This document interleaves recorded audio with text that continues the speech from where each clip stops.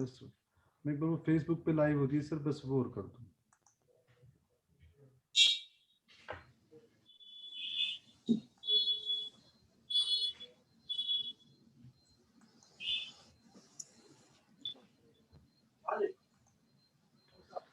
चलिए sir start करते हैं। गुड आफ्टरनून एवरीवन एंड आप सभी को मेरा हार्दिक नमस्कार, अभिनंदन आप सभी को। हम चारों ब्रांचेस मिलकर आज एक बजट के बोल नामक टॉपिक से बजट 2021 का एक हमने आयोजन किया। और इस बजट 1 तारीख को ऑनरेबल FM मैम ने बजट डिलीवर किया, बजट के जो प्रोविजन है। बट हम सबके लिए, हम सभी मेंबर्स के लिए बजट एक्चुअल में आज आएगा।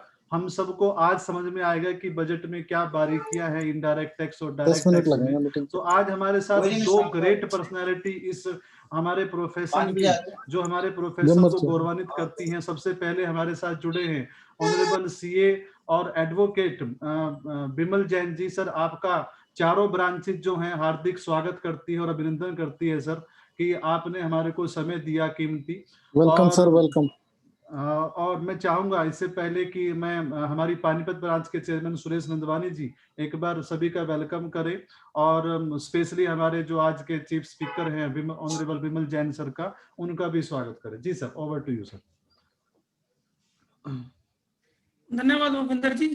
सबसे पहले तो मैं सभी पार्टिसिपेंट की तरफ से ही विमल जैन जी का स्वागत करता हूं कि आज उन्होंने अपना कीमती वक्त उन सभी ब्रांच, जितने भी हमारी सहयोगी संस्थाएं हैं, हमारे ये ज्वाइंट सेमिनार है, सभी ब्रांचेस से मिलके, हमारे करनाल ब्रांच से दीपक कपूर जी हैं, और हमारे सोनीपत ब्रांच से अनुज मंगला जी, और यमुनानगर ब्रांच से हमारे संजीव विजलान जी, जो हमारे साथ जुड़ा हुए हैं, जिनके सहयोग से ये वाला प्रोग्राम हम फिक्स कर सके। क्योंकि जो आज है इस पे डिस्कशन हमने सुना तो बहुत है, जो डीपली नॉलेज अभी तक किसी को नहीं हुई, क्योंकि ये डे टू डे वर्किंग वाला बजट नहीं है, इसमें टेक्निकलिटीज ज्यादा है। तो इन टेक्निकलिटीज के बारे में तुम्हारे को विमल जैन जी और हमारे जो लेटर ऑन गुरु जी, हमारे गिरीश आहूजा जी ही हमारे को ज्यादा वो कर सकेंगे कि कैसे इसको बजट में क्या क्या चेंजेस आए हैं। तो सबसे पहले तो मैं बाकी ब्रांचेस का और जो हमारे जितने भी मेंबर्स हमारे साथ जुड़े हुए हैं उन सभी का पानीपत ब्रांच की तरफ से हार्दिक अभिनंदन करता हूँ। नमस्कार। Thank you so much sir. और आज सर हमारे साथ करनाल ब्रांच के चेयरमैन दीपक कपूर जी जुड़े हैं सर। और मैं आपको एक और बताऊं सर, गुड न्यूज, अभी अभी इन्होंने करनाल ब्रांच की फाउंडेशन, एक ब्रांच की नींव रखवाई है सर, और हम सब की तरफ से इनको बहुत बहुत हार्दिक बधाई। And over to you Deepak sir. Thank you very much Bhupinder ji. Respected CA Bimal Jain ji, eminent speaker in GST, CA Sanjeev Vijalan ji, Chairman Yamunanagar branch, Anuj Mangla ji, Chairman Sonipat branch, Suresh Nandwani ji, Chairman Panipat branch, Bhupinder ji, all other participants. 2 minute बस। Syndicate बन यही है। Firstly मैं सबका आज के इस programme में बजट के बोल में स्वागत करता हूं। आज हम ज्यादा टाइम ना लेते हैं, वर्ड्स में अपनी बात खत्म करते हैं। जब हमारे पास दो admin speaker Jain ji join कर चुके हैं, 5-1 मिनट लगेंगे। सीए गिरीश आहूजा जी आपसे कुछ ही समय के अंदर ही ज्वाइन कर रहे हैं। तो ज्यादा ना कहते हुए आप सबको स्वागत करता हूं। और भूपिंदर जी, ये पूरे करनाल की ब्रांच नहीं हुई, ये पूरे नॉर्दर्न के लिए एक नई ऑनरेबल प्रेसिडेंट सर के कर कमलों से काम हुआ है संडे को 31 को। इसके लिए मैं आप सबको बधाई भी देता हूं कि करनाल ब्रांच की फाउंडेशन स्टोन लेइंग सेरेमनी हुई है। ये सारे पूरे नॉर्दर्न रीजन के लिए प्राउड मूवमेंट है sir. Thank you sir, thank you very much.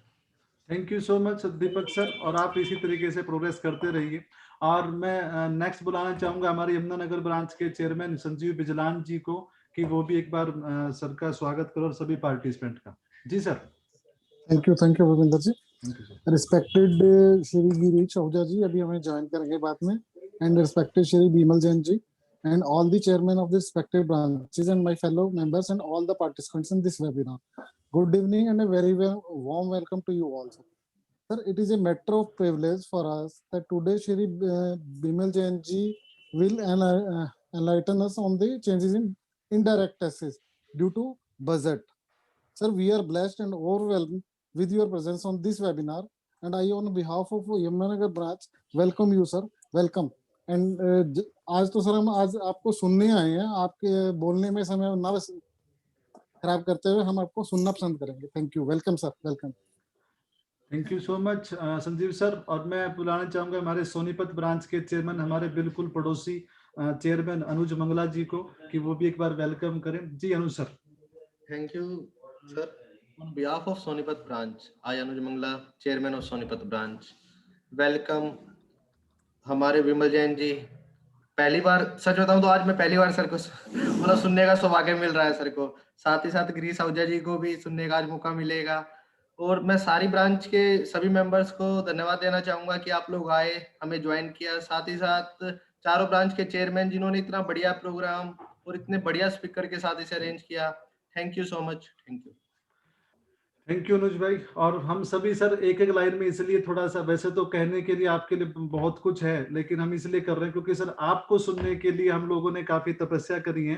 तो आज हम सबको आपके दर्शन हुए, आप सबका ईगर मतलब हम सभी ईगरली आपको सुनने के लिए इंतजार कर रहे हैं। And over to you honourable Vimal Jain sir. Thank you sir.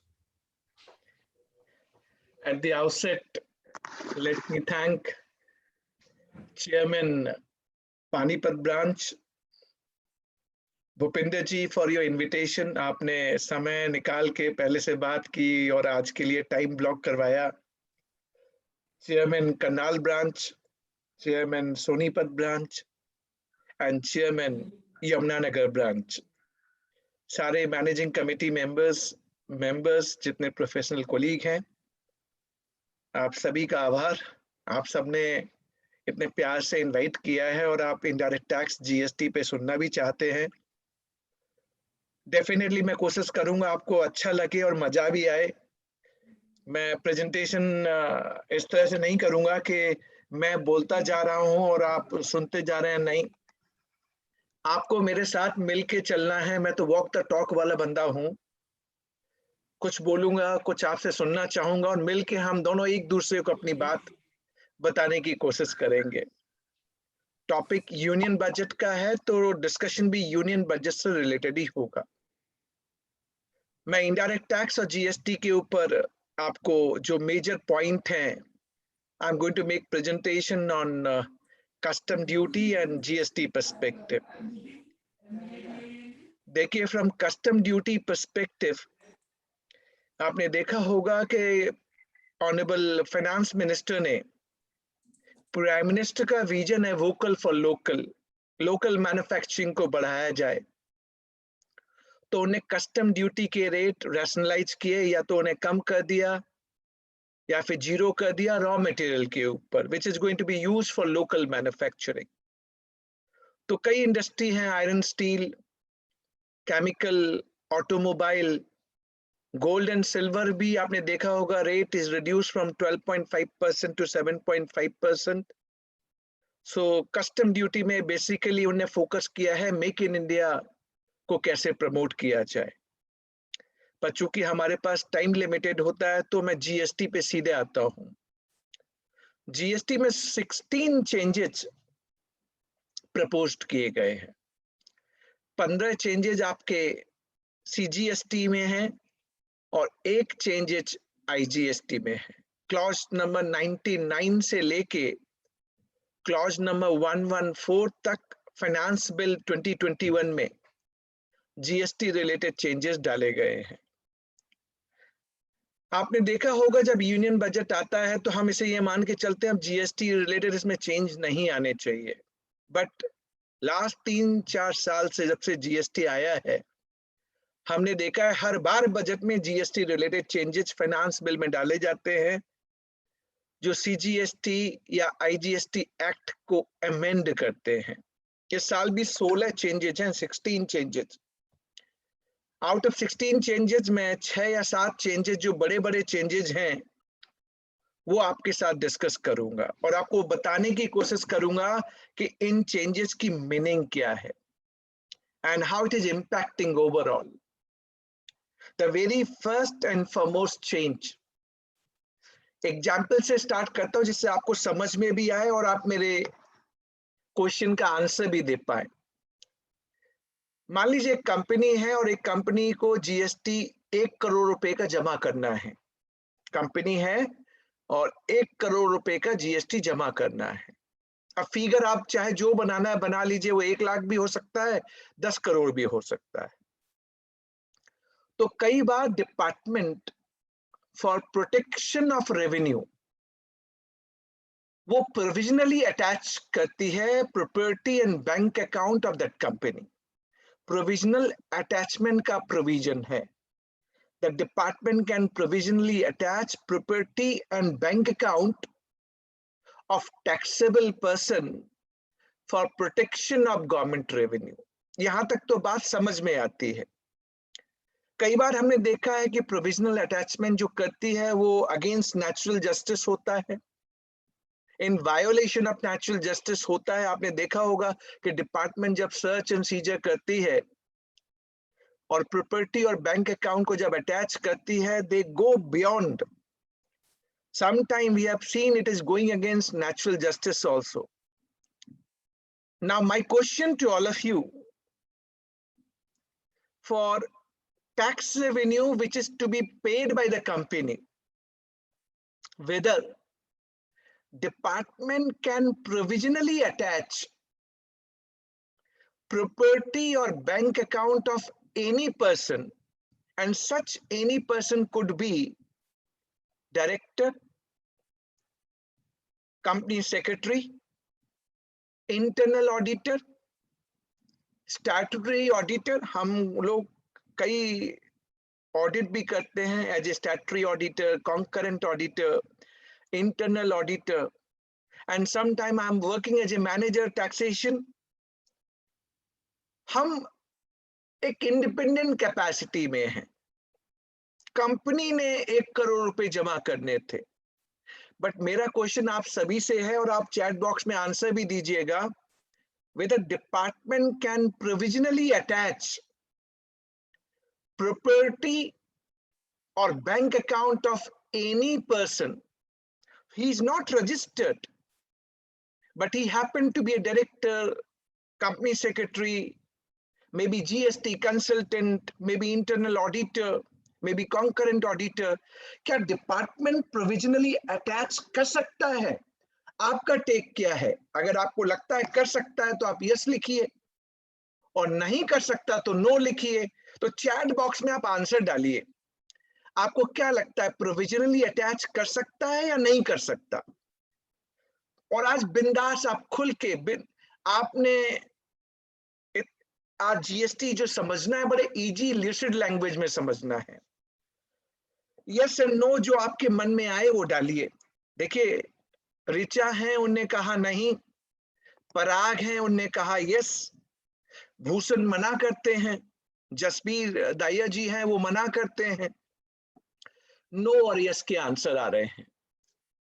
पहला चेंज तो आप चाहे कहीं पे नोट भी कर लीजिए, जो चेंजेस मैं आपको बता रहा हूं उनको कहीं पे नोट कीजिए। एट द एंड में अपना मोबाइल नंबर भी दूंगा आपको, आप वो नोट मुझे भेजिएगा जो आप हैंड रिटन नोट बना रहे हैं। मैं देखूं आप में से कितने लोग हैं जो हैंड रिटन नोट बना रहे हैं और अच्छा नोट बना रहे हैं आज के चेंजेस के ऊपर।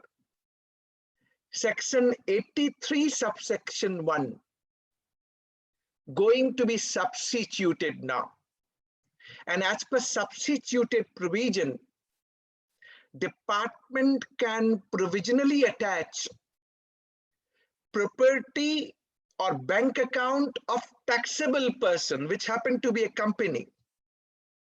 At the same time, they can provisionally attach property or bank account of any person, and such any person may have causes to commit and retaining the benefit. यानी ये any person जो है उसने tax इवेडर का साथ दिया हो। 4 offences specified किए गए हैं। अगर ये 4 ऑफेंसेस हुए तो यानी provisional attachment of property and bank account of any person can be done. And what are those 4 specified offenses?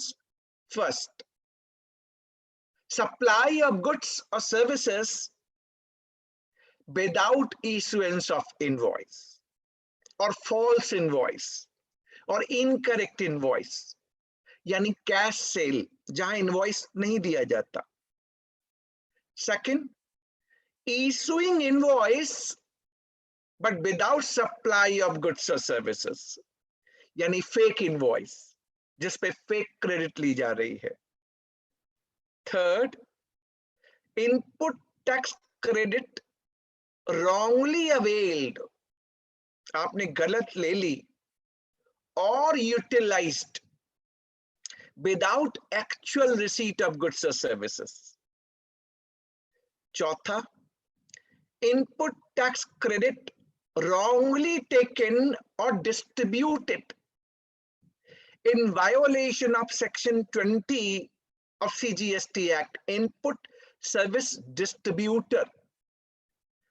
अगर ये 4 offenses हैं and you are happen to be any person causing to commit यानी आप help करते हैं and retaining benefit out of it, तो यानी अब डिपार्टमेंट को ये पावर दे दिया इनने कि they can provisionally attach property और bank account of taxable person. Company का तो कर ही सकते हैं, now they can provisionally attach property और bank account of such person. आप जीएसटी कंसल्टेंट हैं और मान लीजिए आपने टैक्स इवेजन में जो 4 ऑफेंसेस मैंने बताए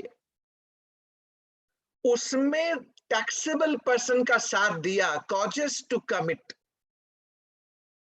एंड आपने उसमें से कुछ बेनिफिट भी अवेल की, तो आपकी प्रॉपर्टी आपके बैंक अकाउंट को भी प्रोविजनली अटैच किया जा सकता है। इन एडिशन टू यानी ये तो प्रोविजनल अटैचमेंट है, पेनाल्टी भी लगेगी। पेनाल्टी कंपनी को भी देनी है और पेनाल्टी उस बंदे को भी देनी है जो हेल्प कर रहा है। और पेनाल्टी कितनी होगी मालूम है? Equivalent of amount tax evaded, जो टैक्स इवेड हुआ है वहां उतना अमाउंट, या ITC wrongly taken or utilized, that is the penalty amount, जो कंपनी भी लाइबल है और वो सच पर्सन भी लाइबल है। अब प्रोविजनल अटैचमेंट भी दोनों की हो सकती है। This is one of the stringent provision proposed in union budget 2021।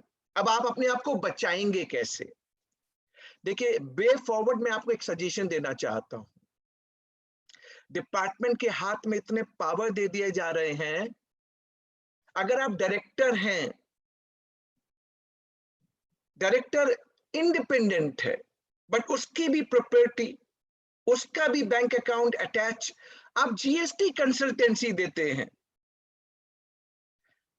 अगर 4 स्पेसिफाइड ऑफेंसेस जो मैंने आपको बताए, अगर उसमें आपको इन्वॉल्व माना गया, और डिपार्टमेंट हमेशा एलिज करेगा आप और हम इन्वॉल्व हैं, मेरी आपको एडवाइस होगी, अगर आप जीएसटी रिटर्न भरते हैं किसी क्लाइंट का, हर मंथ के एंड पे आप उनसे एक सर्टिफिकेट लीजिए, the information which provided by you is in compliance of GST law and rules made thereunder।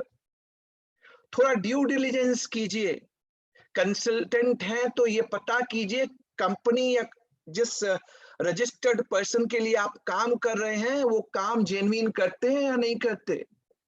अगर वो जेन्युइन काम नहीं करते और आपको मालूम है और आप चुपचाप सारी चीजें कर रहे हैं कि ये उसका डेटा है, आपको क्या फर्क पड़ता है? कल आप और हम उस एनी पर्सन की डेफिनेशन में आ जाएंगे, एंड देन पेनाल्टी भी लगेगी और प्रोविजनल अटैचमेंट का प्रोविजन भी है। This is what the provision, Aman आपने पूछा, ये दोनों पे लग सकती है। तो मैंने आपको पहला change, first change which is draconian provision, but मैंने सॉल्यूशन भी आपको दिया कि आप मंथ एंड पे एक सर्टिफिकेट लीजिए, थोड़ा सा ड्यू डिलिजेंस कीजिए, क्लाइंट के बारे में पता कीजिए, पता रखिए, कहीं ऐसा नहीं हो वो चोरी कर रहा हो और आप कहें मुझे क्या फर्क पड़ता है। नहीं sir, be careful now, this is the first change which is draconian provision in union budget 2021. आप चैट बॉक्स में मुझे बताइए आपको समझ में आ गया तो मैं आगे बढ़ूंगा। से यस, चैट बॉक्स में यस डालिए, जिससे मुझे सेटिस्फैक्शन ये होगा कि हाँ आपको मेरी बात समझ में आ गई। Well, thank you very much. So Vipin Jain ji, Raghav ji, सबको बहुत बहुत धन्यवाद। सुरेंद्र कुमार जी। अब एक कोई पराग कुकरेजा है, उन्होंने कहा कि सर ये प्रोस्पेक्टिव है या रिट्रोस्पेक्टिव है, यानी डर लगने लगा। At the moment this amendment propose prospectively, तो मेरा व्यू यही होगा कि जो ऑफेंसेस ऑन और आफ्टर पुराने पीरियड के लिए एप्लीकेबल नहीं कर सकते, it is only on or after. Penalty under section 122 subsection 1A 1 जनवरी 2021 से नोटिफाइड कर दी गई है। तो पराग, मैंने आपके पॉइंट का आंसर भी दिया और एक्सप्लेन भी कर दिया। First part which I explained to you. Coming to the second change, big hue and cry in the market, GST audit गई। हम सब आज इस पॉइंट पे हैं कि जीएसटी ऑडिट जो होती थी वो गई। हमारा रेवेन्यू जो थोड़ा बहुत जीएसटीआर 9C भरने से आता था वो चला गया। पहले मैं प्रोविजन बताता हूं, फिर डिस्कस करूंगा at length. Section 35 subsection 5 read with section 44 subsection 2 of CGST Act now going to be omitted. And as per this provision, every registered person whose aggregate turnover crosses a specified limit, which was 2 crore, but for 18-19 and 19-20, it was made 5 crore. Now, no GST audit required and no need of filing GSTR 9C. Only GSTR 9 annual return भरना है आपको with self-certified, word use है self-certified reconciliation statement of value of supplies furnished in GST return should match it with the value of supplies with audited annual financial statement. ये तो बता दिया change क्या proposed है। अब इससे रिलेटेड क्या क्या क्वेश्चन मेरे पास आ रहे हैं मैं आपको बता दूं। पहला क्वेश्चन लोग मुझसे पूछ रहे हैं, सर ये 1920 की जो जीएसटी ऑडिट जीएसटीआर 9C जिसकी लास्ट डेट 20 फरवरी 2021 है, भरनी है या नहीं भरनी है? आंसर इज यस, बिल्कुल भरनी है, क्योंकि ये क्लॉज प्रोस्पेक्टिव डेट से है, रिट्रोस्पेक्टिव डेट से नहीं है। अभी तो फाइनेंस बिल पास होगा, हमारे ऑनरेबल प्रेसिडेंट एसेंट देंगे, तब ये लॉ बनेगा। कॉरेस्पॉन्डिंग क्लॉजेस आपको रेस्पेक्टिव स्टेट जीएसटी और यूटी जीएसटी में भी डालने हैं। इट इज प्रोस्पेक्टिव, यानी 1920 के लिए आपको जीएसटीआर 9C भरना है। जब मैं 1920 की बात कर रहा हूं तो दो बातें और क्लियर कर लूं।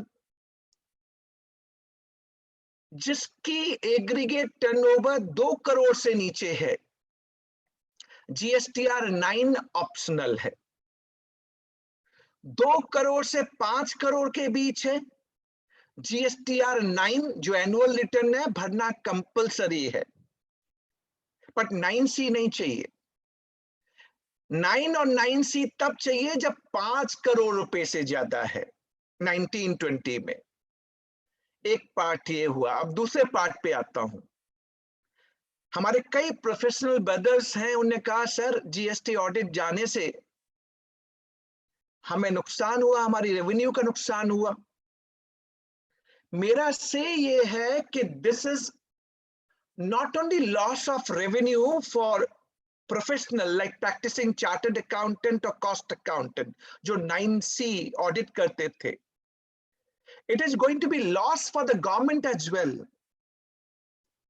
देखिए, आप मेरी इस बात से सहमत होंगे कि जब हम 9 और 9C बनाते थे तो हम कई चीजें रिकंसाइल करते थे, उसकी आउटवर्ड सप्लाई, उसकी इनपुट टैक्स क्रेडिट, उसे मिलेगा या नहीं मिलेगा, उसने रेट करेक्ट लिए हैं या नहीं लिए हैं, और हम में से कईयों ने कई बार लायबिलिटी निकाली है, उस बंदे की टैक्सेबल पर्सन की लायबिलिटी निकाली है और DRC 03 के जरिए जमा करवाया है। यानी 9 और 9C जब हम भरते थे, 9C को अगर आप देखें तो वो 9 से बनता था और 9 इजी नहीं है। यानी हम इस GST ऑडिट के साथ टैक्सेबल पर्सन को तैयार कर देते कि तेरी 90% GST लॉ कॉम्प्लायंट हो गया, तू 10% अगर रह गया तो वो GST ऑडिट जब डिपार्टमेंट वाले आएंगे तो हो सकता है निकल जाए, but 90% you are complying with the law. तो यानी हम पहले से ही उसे प्रोटेक्ट कर लेते थे। अब आपने GST ऑडिट हटा दी तो अब क्या होगा? क्लाइंट जो है, आप डिपार्टमेंट जब ऑडिट करने आएगा 3 साल बाद, 4 साल बाद, आपको मालूम है वो लिटिगेशन करेगा। आपने सर्विस टैक्स में देखा होगा, वो आते हैं और ऑलवेज अलीज करते हैं, तब वो आपसे वो टैक्स भी मांगते हैं, इंटरेस्ट भी मांगते हैं और पेनाल्टी भी मांगते हैं। टू माय माइंड सिर्फ प्रोफेशनल की रेवेन्यू हिट नहीं हुई है, it is hitting back to the government as well, and the tax compliance which could have been taken as a preventive maintenance by the registered person. तीसरी बात मैं रखूं आपके सामने, मुझे नहीं लगता कि हमारी रेवेन्यू पे इतना इंपैक्ट आएगा।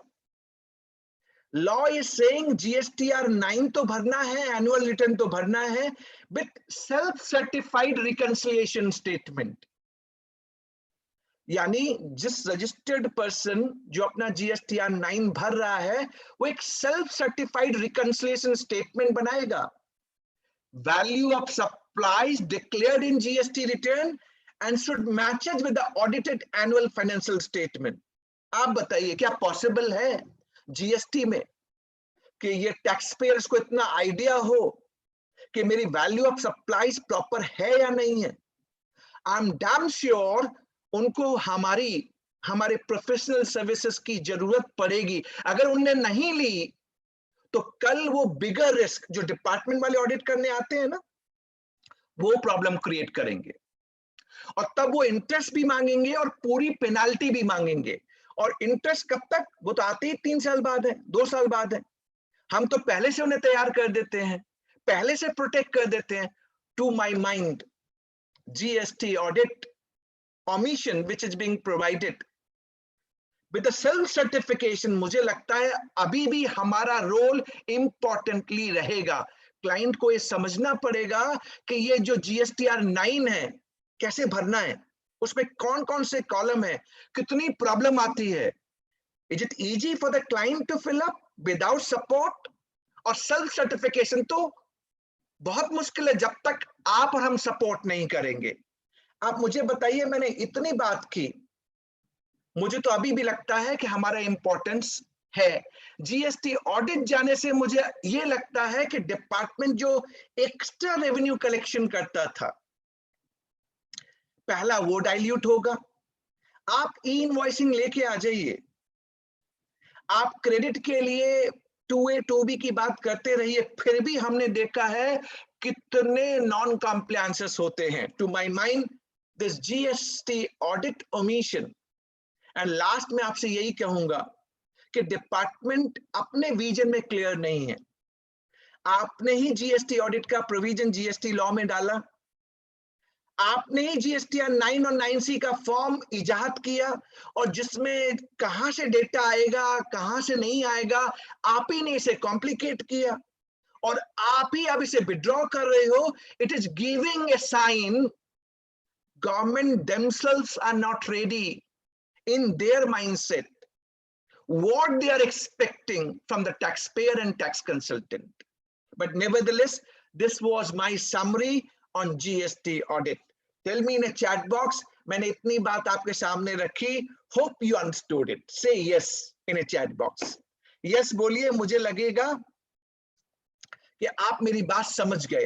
प्लीज राइट, चैट बॉक्स को यूज कीजिए, एंजॉय कीजिए सेशन को कि हाँ आपको मेरी बात समझ में आ गई. एक चीज मैं और बोलूं आपसे, हमारी रेवेन्यू लॉस, प्रोफेशनल की रेवेन्यू लॉस के साथ साथ it's revenue loss for department and less of tax compliance for the client as well. GST audit जाने का एक लाइन में अगर मैं बोलूं ना, हाँ थोड़ा लॉस ऑफ रेवेन्यू हो सकता है प्रोफेशनल को, बट डिपार्टमेंट को भी लॉस ऑफ रेवेन्यू होगा और लेस ऑफ टैक्स कॉम्प्लायंस, क्योंकि इस 9 और 9C के जरिए, 9C के जरिए हम कम से कम कई चीजें करेक्ट कर लेते थे. अब ये चीजें प्रॉब्लम क्रिएट करेंगी. Hope all of you agree. Am I right? मैंने ये अपनी बात आपके सामने रख दी है. सेकंड केस स्टडी में come to the third case study, interesting one. तो थर्ड में मैं मूव करूं. आपने मेरी इस बात को समझ लिया अच्छी तरह से, आप कहीं नोट भी कर रहे होंगे. That will help you to understand कि क्या चेंज आया. Loss of audit fee as client not ready to pay as such fee as of GST return 9. Rajesh Arora ji, client को अगर ये समझ में आ जाए ना, मैं एक टेंडेंसी बताता हूं. देखिए आप लोग मुझे मेरी बात का आप आंसर दीजिएगा. क्लाइंट से आप प्रोफेशनल चार्जेस के नाम पे पैसा मांगिए, he is not willing to. But अगर उसने कोई प्रॉब्लम कर दी है, कोई दिक्कत कर रखी है, अब उसको कवर अप करवाना है, उसकी चार्जेस बोलिए, वहां उसको कोई दिक्कत नहीं है. इस माइंडसेट को बदलना पड़ेगा. जो क्लाइंट प्रोफेशनल चार्जेस देने के लिए तैयार है, he would be better tax compliant. ये मेरी सबमिशन है.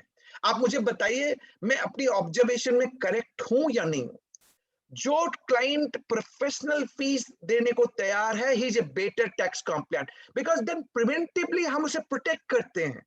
हम सारी चीज, एंड ये होना चाहिए अप्रोच हमारा. क्लाइंट का अप्रोच ये होना चाहिए. उनको ये लगता है कि फीस देने से मुझे कोई फायदा नहीं हुआ ना, गलत. उनको डेफिनेटली फायदा होता है. करके तो देखें. चलिए कोई इशू नहीं, आगे बढ़ते हैं. Third case study. अब मैं आपसे पूछना चाहता हूं, मान लीजिए आप कंपनी है, आपने GSTR 1 भरा और उसमें 1 लाख रुपए की लायबिलिटी आपने दिखाई. 1 लाख रुपए की भरने के बाद आपको मालूम पड़ा कि आपसे गलती हो गई है. ये तो 50,000 रुपीज होनी चाहिए थी. आपने GSTR 1 भर दिया है अब और 1 लाख रुपए दिखाए हैं. अब आपको मालूम पड़ा कि ये 50,000 होनी चाहिए थी. आपने GSTR 3 भी भरा, तो आप 50,000 ही जमा करेंगे जो आपकी एक्चुअल लायबिलिटी है.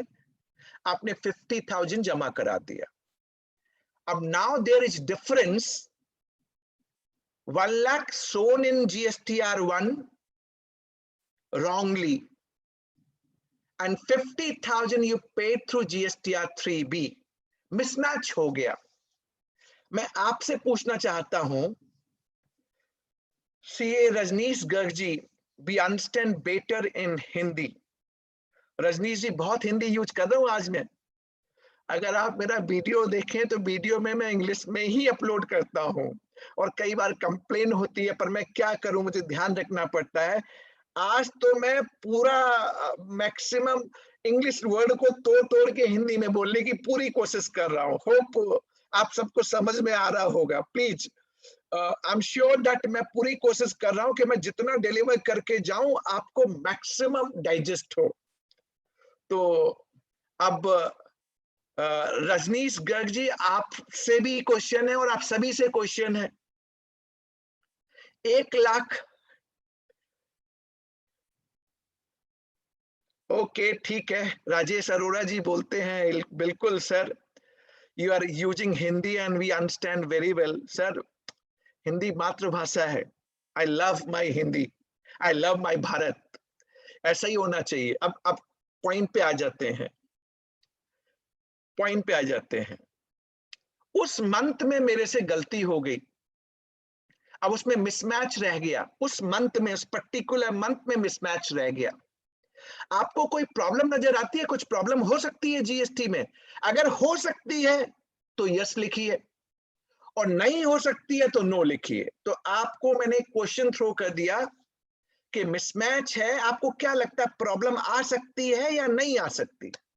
अरे आप सब एक ही बात। नीरज सिंह बोलते हैं डिपार्टमेंट नोटिस इशू कर देगा। अमन बोलते हैं यस। अभी भी सारे लोग चैट बॉक्स यूज नहीं कर रहे हैं। मैं चाहता हूं आप में से जितने लोग हैं, प्लीज चैट बॉक्स थोड़ा यूज कीजिए, मजा कीजिए ना, एंजॉय कीजिए ना। एक चाय का कप मंगा लीजिए और यस नो लिखते रहिए, मुझे लगेगा कि आप यूज कर रहे हैं और मुझे आंसर्स भी मिल रहे हैं। चलिए, दैट्स वेरी गुड। आपने मेरी इस रिक्वेस्ट को मानते हो अपना यस नो डाला। मैक्सिमम आंसर आप लोगों ने यस लिखे। चैट बॉक्स सबको विजिबल है। अब क्या इनने चेंज किया है मालूम है? यूनियन बजट 2021 में एक एक्सप्लेनेशन इन्हें section 75 subsection 12 of CGST act में डाल दिया है। और एक्सप्लेनेशन में ये क्या कह रहे हैं मालूम है? ये कह रहे हैं बिमल, जो मिसमैच है ना 50,000 रुपीज का, जीएसटीआर 1 वर्सेस जीएसटीआर 3B, उसको सेल्फ असेसमेंट टैक्स मान लिया जाएगा। क्या मान लिया जाएगा?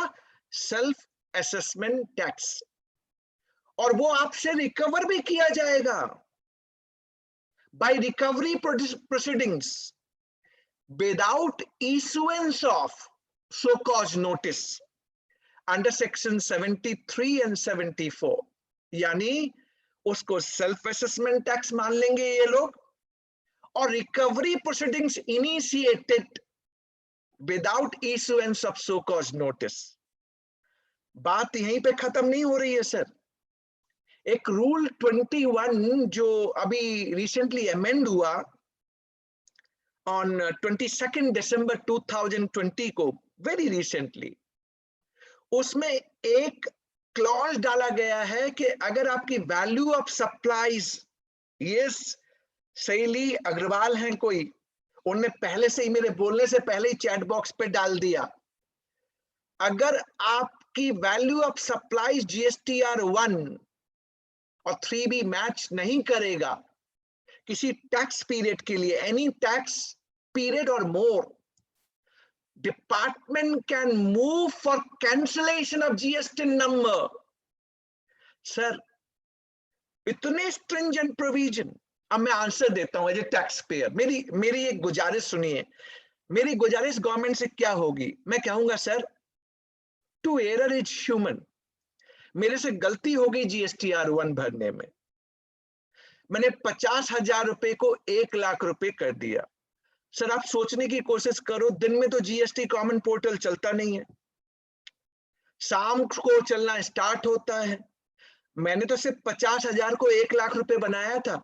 कहीं वो 1 लाख के आगे एक जीरो और लग जाता तो फिर वो 10 लाख हो जाता, और एक जीरो और लग जाता तो 1 करोड़ हो जाता। तो क्या वो सेल्फ असेसमेंट टैक्स हो गया? अच्छा, आप उसकी रिकवरी भी कर लेंगे without issuance of show cause notice? Sir please, no way possible. आप कोई इम्पॉसिबिलिटी को, कई लोग कहते हैं सर डिपार्टमेंट तभी करेगा जब कोई मैलाफाइड इंटेंशन होगा। एक है, वो बोलते हैं डिपार्टमेंट इस प्रोविजन को तभी लगाएगा जब मैलाफाइड होगा। सर ग्राउंड लेवल पे जाके देखिए, आई एम श्योर आप में से आप ही लोग मुझे बताएंगे कि सर डिपार्टमेंट इन प्रोविजन को नोटिस इशू करता है और हमें परेशान do harassment. These provisions are not good at all. These are going contrary to the good and simple tax. मेरी आवाज आ रही है? सीए प्रशांत शर्मा कहते हैं मेरी आवाज चली गई। Am I audible to all? Please आप बताइए, मेरी आवाज आ रही है आप लोगों को? ऑडिबल है सर, वेरी मच ऑडिबल। तो प्रशांत शर्मा जी आपके यहाँ पे गड़बड़ हो गई है, आप चेक करा लीजिए कहीं कांग्रेस वाले ना पहुंच गए हो। On lighter note, on A lighter note. चलिए, तो मैंने अभी आपसे क्या कहा कि दीज आर गोइंग कॉन्ट्ररी। मेरे हिसाब से these are not correct provision which need to be appreciated. Yes, Aman, this is against claim of ease of business. तो अब मेरी थर्ड केस स्टडी भी मैंने आपके सामने खत्म कर दी। आप बताइए चैट बॉक्स पे कि आपकी समझ में आ गई? से यस इन चैट बॉक्स, तो मैं आगे बढ़ूंगा। पर एक चीज सजेशन के साथ आगे बढ़ूंगा मैं। आगे से आप ध्यान रखिए कि आपके GSTR 1 और 3B में मिसमैच क्रिएट ना हो। प्लीज ध्यान रखिए, it is very much important कि GSTR 1 और 3B में मिसमैच ना हो। I've said that. Coming to the fourth case study. अब तक मैंने जो आपको बताया, मैंने क्रिटिक्स, मैंने नेगेटिव पार्ट आपको यूनियन बजट में जो आए वो बताए। आपको ये लगने लगा होगा कि बिमल जी सारे नेगेटिव वाले पॉइंट बता रहे हैं, हमें कुछ अच्छा बताए नहीं कि बजट में अच्छा क्या आया। तो एक दो पॉइंट अच्छे भी बोलूं मैं आपको, एक दो अच्छे पॉइंट भी बोलता हूं जिससे आपको अच्छा लगे। एक लाउडेबल चेंज, गुड चेंज। चलिए एग्जाम्पल से स्टार्ट करता हूं जिससे आपकी समझ में आ जाए। मान लीजिए मेरी 1 लाख रुपए की लायबिलिटी है, GST लायबिलिटी। सुनील गुप्ता जी, बिल्कुल आप अमेंड कर सकते हैं। आपने चलिए पूछ लिया है तो मैं अपना आर्गुमेंट बना दूं। हमारे पास GSTR 1 रिवाइज नहीं कर सकते हम, पर सब्सिक्वेंट मंथ में अमेंड कर सकते हैं। मेरा आर्गुमेंट ये भी है, ये आर्गुमेंट मैं देना चाहूंगा, अगर कोर्ट ऑफ लॉ में अगर ये कोई केस गया तो मैं ये आर्गुमेंट देना चाहूंगा, लॉर्डशिप, ये मेरा सेल्फ असेसमेंट टैक्स नहीं हो सकता। आप मुझे रिवीजन का ऑप्शन देते, आपने GSTR 1 तो मुझे रिवाइज करने दिया नहीं, अब मैं सक्सीडिंग मंथ में जाके ही अमेंड कर पाऊंगा, तो ये मेरा सेल्फ असेसमेंट टैक्स नहीं हो सकता। या आप मुझे रिवीजन का ऑप्शन देते, अगर आप चाहते थे तो मैं आपको बताता हूं क्या इनको करना चाहिए था। मैं बताता हूं, इनको T+2 मंथ तक का टाइम देना चाहिए था। एक रिलेवेंट पीरियड ले लेते हैं T+2 मंथ, यानी अगर मैंने कोई गलती किसी मंथ में कर दी, मान लीजिए मैंने गलती फरवरी में कर दी, तो फरवरी, मार्च, अप्रैल तक का मुझे टाइम दीजिए कि मैं अमेंड कर दूं। मई में आप इसको सेल्फ असेसमेंट टैक्स बना दीजिए। That should have been the right approach, that should have been the correct approach. आप उसी मंथ में सेल्फ असेसमेंट टैक्स बना रहे हैं, नॉट एडवाइजेबल। ये मेरा आंसर होता अगर आप इस प्रोविजन को डालना चाहते, अगर डिपार्टमेंट इस प्रोविजन को डालना चाहता। अब आप बताइए जो मैंने सजेशन दिया T+2 मंथ, वो सही है या नहीं है? That should have been, I'm telling you 100% would be better. Please tell me in the chat box, T+2 months should have been better one. Please, आप बताइए आपका टेक क्या है? मेरे हिसाब से ये बेस्ट होता, rather than आप उसी मंथ को सेल्फ असेसमेंट टैक्स बना दें। गलत, कंप्लीटली गलत। चलिए, मैंने अपनी बात रखी, आपने भी अपनी बात रखी, हम सब ने एक दूसरे को समझा, दैट्स वेरी गुड। चलिए ठीक है, ऑल राइट, आप लोगों ने मेरी बात समझ ली, that is very much interesting one. अब चलते हैं नेक्स्ट पार्ट, चौथा, लाउडेबल वन। मेरी 1 लाख रुपए की लायबिलिटी है, 1 लाख रुपीज, और मेरे ई क्रेडिट लेजर में 50,000 रुपए पड़े हुए हैं। मुझे 50,000 रुपए का टैक्स जमा करना है। मैं 2 बातें रखना चाहूंगा आपके सामने। पहली बात, GST is on accrual basis. आप लोग कई ब्रांच जो जुड़ी हैं, Sonipat, Karnal, Yamunanagar, Panipat, SME MSME sector वहां पे बहुत होता है। मैं आज फ्रेश चार्टर्ड अकाउंटेंट, अभी जस्ट मैं पास हुआ हूं मान लीजिए, और मैंने 10 लाख रुपए का एक इनवॉइस जनरेट किया, GST चार्ज किया, अब आप मुझे ये बताइए, am I required to deposit GST even I have not collected the money from my buyer, from my recipient? क्या मुझे GST जमा कराना पड़ेगा? What is the provision? It is on accrual basis, मुझे जमा कराना पड़ेगा, राइट? यस, जमा कराना पड़ेगा। अगर मैंने जमा नहीं कराया तो इंटरेस्ट लगेगा, और इंटरेस्ट की रेट क्या है? 18% पर एनम। अब आप बताइए, मैं एक SME हूं, MSME हूं, मैंने मनी कलेक्ट नहीं किया, आप मुझसे कहते हो बिमल ये पैसा जमा करा, कहां से लाऊंगा सर? नहीं जमा कराऊंगा तो आप 18% की ब्याज मांगते हो, तो मुझे क्या करना पड़ता है? बैंक में जाना पड़ता है, वर्किंग कैपिटल लोन लेना पड़ता है 12% पे, और ये GST जमा कराना पड़ता है, कम से कम 6% तो बचेगा। लेकिन this is not the ease of business, this is going contrary. First component. Second component, अब मेरी 1 लाख रुपए की लाइबिलिटी थी और 50,000 रुपीज मेरे पास ITC में थे, इनपुट टैक्स क्रेडिट में थे। मुझे सिर्फ 50,000 रुपए जमा कराने थे, 6 महीने की डिले हो गई मेरी। इंटरेस्ट लगेगा, सब कह रहे हैं इंटरेस्ट लगेगा, आप लोग भी कह रहे हैं लगेगा। मेरा क्वेश्चन ये, ग्रॉस पे लगेगा या नेट पे लगेगा? 1 लाख पे लगेगा या 50,000 पे लगेगा? सो आप आंसर डालिए चैट बॉक्स में, 1 लाख ग्रॉस या नेट 50,000। आपका आंसर ग्रॉस और नेट हो सकता है, जो आपको लगे वो डालिए आप। तो चलिए, कई तरह के आंसर्स आप डाल रहे हैं अपना, वेरी वेल। मैक्सिमम लोग कह रहे हैं नेट पे लगेगा, वेरी वेल सेड। अब मैं आपसे कई चीजें आपके सामने रखना चाहता हूं। एक कोई CA अमित कपूर है, उन्होंने कहा ग्रॉस पे लगेगा, कोई इशू नहीं। राजेश अरोड़ा जी हैं, उन्होंने कहा ग्रॉस पे लगेगा। देखिए राजेश, मैं एक चीज बताऊं आपको, आपके जरिए आप सभी को बताऊं, ये नेट पे ही लगना चाहिए, ग्रॉस पे कभी मैंने नहीं सुना। जो मेरी ITC है वो मैंने सप्लायर को पे कर दी होगी और सप्लायर ने गवर्नमेंट को जमा करा दिया होगा, और मुझे 1 लाख जमा करने तो मैं 50,000 एडजस्ट करूंगा, यानी 50 ही नेट टैक्स ही जमा करूंगा। तो यानी इंटरेस्ट 50 पे लगना चाहिए। पर मैं आपको दिखाऊं क्या आयरनी है GST लॉ की। पहले जिसने GST लॉ बनाया उसकी डिक्टेटरशिप देखिए, मैंने प्री GST में कभी ग्रॉस टैक्स पे नहीं देखा। नेट पे, इनकम टैक्स में भी देखिए ना, आपकी ग्रॉस लायबिलिटी आती है, आप TDS माइनस करते हैं, नेट टैक्स के ऊपर इंटरेस्ट का कैलकुलेशन करते हैं, आप ग्रॉस पे कभी नहीं करते। तो मेरा कहना है, जिसने GST लॉ बनाया उसने इंटरेस्ट की लायबिलिटी ग्रॉस पे डाल दी। भैया आप ऐसा लॉ क्यों बनाते हैं? पहली बात। दूसरा, जब मैं ये वाली बात GST काउंसिल के पास लेके गया, 31st GST काउंसिल मीटिंग 23 दिसंबर 2018 में हुई थी, 2018 दिसंबर। उनने मेरी बात मान ली, हाँ बिमल सही कहते हो आप, नेट पे लगना चाहिए। एक प्रोविजन इंसर्ट कर दिया इन्हें GST लॉ में अंडर सेक्शन 50 सबसेक्शन 1 में, और कहा बिमल ये नेट पे ही लगेगा। लेकिन प्रोविजन को नोटिफाई नहीं किया। नोटिफाई कब हुआ?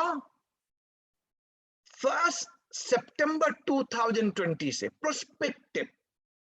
जबकि 39 GST काउंसिल मीटिंग में GST काउंसिल ने डिसाइड किया था कि ये नेट पे लगेगा, और वो भी रिट्रोस्पेक्टिवली जुलाई 1 2017 से। पर इनने प्रोविजन को कब से नोटिफाई किया? प्रोस्पेक्टिवली। फिर हम पहुंचे, सर क्या कर रहे हैं आप? 39 GST काउंसिल ने कहा है नेट पे लगेगा, और वो भी जुलाई 1 17 से लगेगा। आप एक लाउडेबल चेंज किया है सर, लाउडेबल चेंज इस बार के बजट में। इन्हें कह दिया है, लॉ में ही डाल दिया है कि ये अब नेट पे लगेगा, और रिट्रोस्पेक्टिव डेट जुलाई 1 2017 से लगेगा, लाउडेबल वर्ड। मेरे लिए ये सबसे अच्छा चेंज आया है। पर इसमें 2 बातें मैं आपको और कहना चाहूंगा। Interest on net tax with retrospective date July 1 2017 लगेगा, अनलेस, इस बात को ध्यान रखिएगा, unless no proceedings has been initiated under section 73 non-fraud case, under section 74 fraud case by issuance of so cause notice. कोई प्रोसीडिंग स्टार्ट नहीं होनी चाहिए। अगर प्रोसीडिंग स्टार्ट हो गई तो इंटरेस्ट ग्रॉस पे लगेगा। तो पहला पार्ट आपको मैंने समझा दिया। दूसरा पार्ट, अब ये जो प्रोविजो इंसर्ट किया है that will get passed, finance bill pass होगा, लॉ बनेगा, corresponding clauses SGST act, UTGST act में डाले जाएंगे, फिर नोटिफाई होगा। ऐसा हो सकता है कि आप में से कईयों ने ग्रॉस के ऊपर इंटरेस्ट दे दिया हो। अगर दे दिया है और इंसिडेंट्स आपने किसी को पास ऑन नहीं किया, जिस दिन ये नोटिफाई होगा आप अपना रिफंड क्लेम फाइल कीजिएगा on difference of interest paid, gross tax versus net tax. जिस दिन ये नोटिफाई हो जाए, यानी you are entitled for refund claim of excess interest paid to the department। तो मैंने ये वाली बात भी आपको अच्छी तरह से समझा दी, सारे पॉइंट इसमें कवर कर लिए। एक बार चैट बॉक्स में अपनी तरफ से बताइए यस और नो। अब जैसे दीपक सेनी है, अगर नोटिस मिला है घबराइए मत, नेट पे ही लगेगा, नेट पे ही लगेगा और नेट पे ही जमा कीजिए। आप बताइए चैट बॉक्स में एक बार यस कर दीजिए, अच्छा सा यस, जिससे मुझे लगे कि हाँ एकदम परफेक्ट, हम सबकी स्पीड अच्छी है और हम सब सही जा रहे हैं। चलिए, वेल डन, वेल डन। बहुत अच्छा लगा कि आप सब पार्टिसिपेट कर रहे हैं, यस नो लिख रहे हैं, एक्टिवली आप एंगेज हैं। भूपिंदर जी की बहुत इच्छा थी कि सर आप आइए जीएसटी में हमें बताइए, तो मैं आपको जीएसटी में प्रैक्टिकल और थ्योरी दोनों का कॉकटेल बना के प्रेजेंट कर रहा हूं, जिससे आपको मजा भी आए और इंटरेस्टिंग भी लगे। पवन कुमार बोलते हैं सर आप समझाएं और समझ में ना आए, हो नहीं सकता। Thank you Pawan ji, thank you very much. Come to the 5th case study, और ये बड़ा इंटरेस्टिंग है, बड़े ध्यान से सुनिएगा। एक मयंक जिंदल है, कई बंदे हैं जिनको डाउट है, चलिए पूछ लिया है तो मैं आंसर दे देता हूं। सर अगर आपने ई कैश लेजर में पैसा जमा करा दिया बट आपने सेट ऑफ नहीं किया 3B भरते वक्त, क्योंकि आपने 3B नहीं भरा होगा और सेट ऑफ नहीं किया आपने, तो भी क्या इंटरेस्ट लगेगा? मयंक जिंदल पूछ रहे हैं मेरे से, तो मैं आप सबसे भी पूछ रहा हूं कि ई कैश लेजर में मैंने पैसा डाल दिया बट 3B मैंने भरा ही नहीं, सेट ऑफ ही नहीं किया, इंटरेस्ट लगेगा क्या? सो अब आप सबके आंसर यस में मैक्सिमम है, कुछ एक के नो है। मेरा आंसर है इंटरेस्ट लगेगा, क्योंकि वो आपके ई कैश लेजर में ही पड़ा है। जब तक वो ई कैश लेजर से गवर्नमेंट के पॉकेट में नहीं जाएगा तब तक उसको पेमेंट नहीं माना जाएगा। मयंक आपको समझा दिया, 4 साल हो रहे हैं जीएसटी को आते हुए, आप समझने की कोशिश कीजिए। This is what the provision talking about and I explained. हम थोड़ा आगे बढ़ते हैं, क्योंकि अभी अमन, अभी मैं क्वेश्चन आंसर्स नहीं करना चाहता, बट चूंकि एक आया मैंने कर दिया। 2 केस स्टडी और हैं, गुरुजी जैसे ही आएंगे, मेरे पास फिर टाइम नहीं होगा तो मैं 2 केस स्टडी और डिलीवर करूं, फिर टाइम बचेगा तो थोड़ा आपके क्वेश्चन आंसर्स भी लूंगा। फिर आगे भी तो आप बुलाना चाहेंगे ना मुझे, ऐसा तो नहीं है ना आज खत्म, तो करेंगे हम आगे की ओर। 2 केस स्टडी और करूं आपके सामने। चलिए चलिए, मान लीजिए एक आईजीएसटी एक्ट का करता हूं, आईजीएसटी एक्ट का। अब तक मैंने 4 सीजीएसटी में किए, एक आईजीएसटी एक्ट में, और एक ही आया आईजीएसटी में। अच्छी तरह सुनिए, बड़ा इंटरेस्टिंग है, बहुत मजा आएगा। और आपके उधर के रीजन के लिए, करनाल, पानीपत, सोनीपत, वहां एक्सपोर्ट वाली कम्युनिटी बहुत है, तो उनके लिए बहुत एप्लीकेबल है। सुनिए, under section 16 of IGST act, zero rated supply defined है, और 2 ट्रांजैक्शन को हम जीरो रेटेड बोलते हैं। एक है एक्सपोर्ट ऑफ गुड्स और सर्विसेज, और दूसरा है सप्लाई ऑफ गुड्स और सर्विसेज टू एसईजेड यूनिट और डेवलपर। इनको हम जीरो रेटेड बोलते हैं। अब क्या चेंज किया इन्हें चेंज किया, व्हेन यू सप्लाई गुड्स और सर्विसेज टू SEZ यूनिट और developer, it should be for authorised operation. एक लाइन ऐड कर दी, ये ऑथोराइज्ड ऑपरेशन यानी जो SEZ यूनिट आपसे माल ले रही है या आपसे सर्विसेज ले रही है, वो उनके ऑथोराइज्ड ऑपरेशन के लिए होनी चाहिए। और ये ऑथोराइज्ड ऑपरेशन होता यह है कि SEZ यूनिट ऑथोराइज करती है कि आप कौन सा गुड्स, कौन सा सर्विसेज प्रोक्योर करेंगे DTA से, जिसको माना जाएगा it is mean for authorised operation of either manufacturing of goods by SEZ unit और डेवलपर और services outward supply. So authorised operation होना चाहिए, तभी वो जीरो रेटेड कहलाएगा। पहला part, first part. Second change, अगर मैं एक्सपोर्टर हूं, जीरो रेटेड सप्लाई में एंगेज्ड हूं, तो मेरे पास दो ऑप्शन होते हैं। और ध्यान से सुनिएगा, मुझे आपसे क्वेश्चन भी पूछना है और उस क्वेश्चन का मैं सही आंसर जानना चाहूंगा।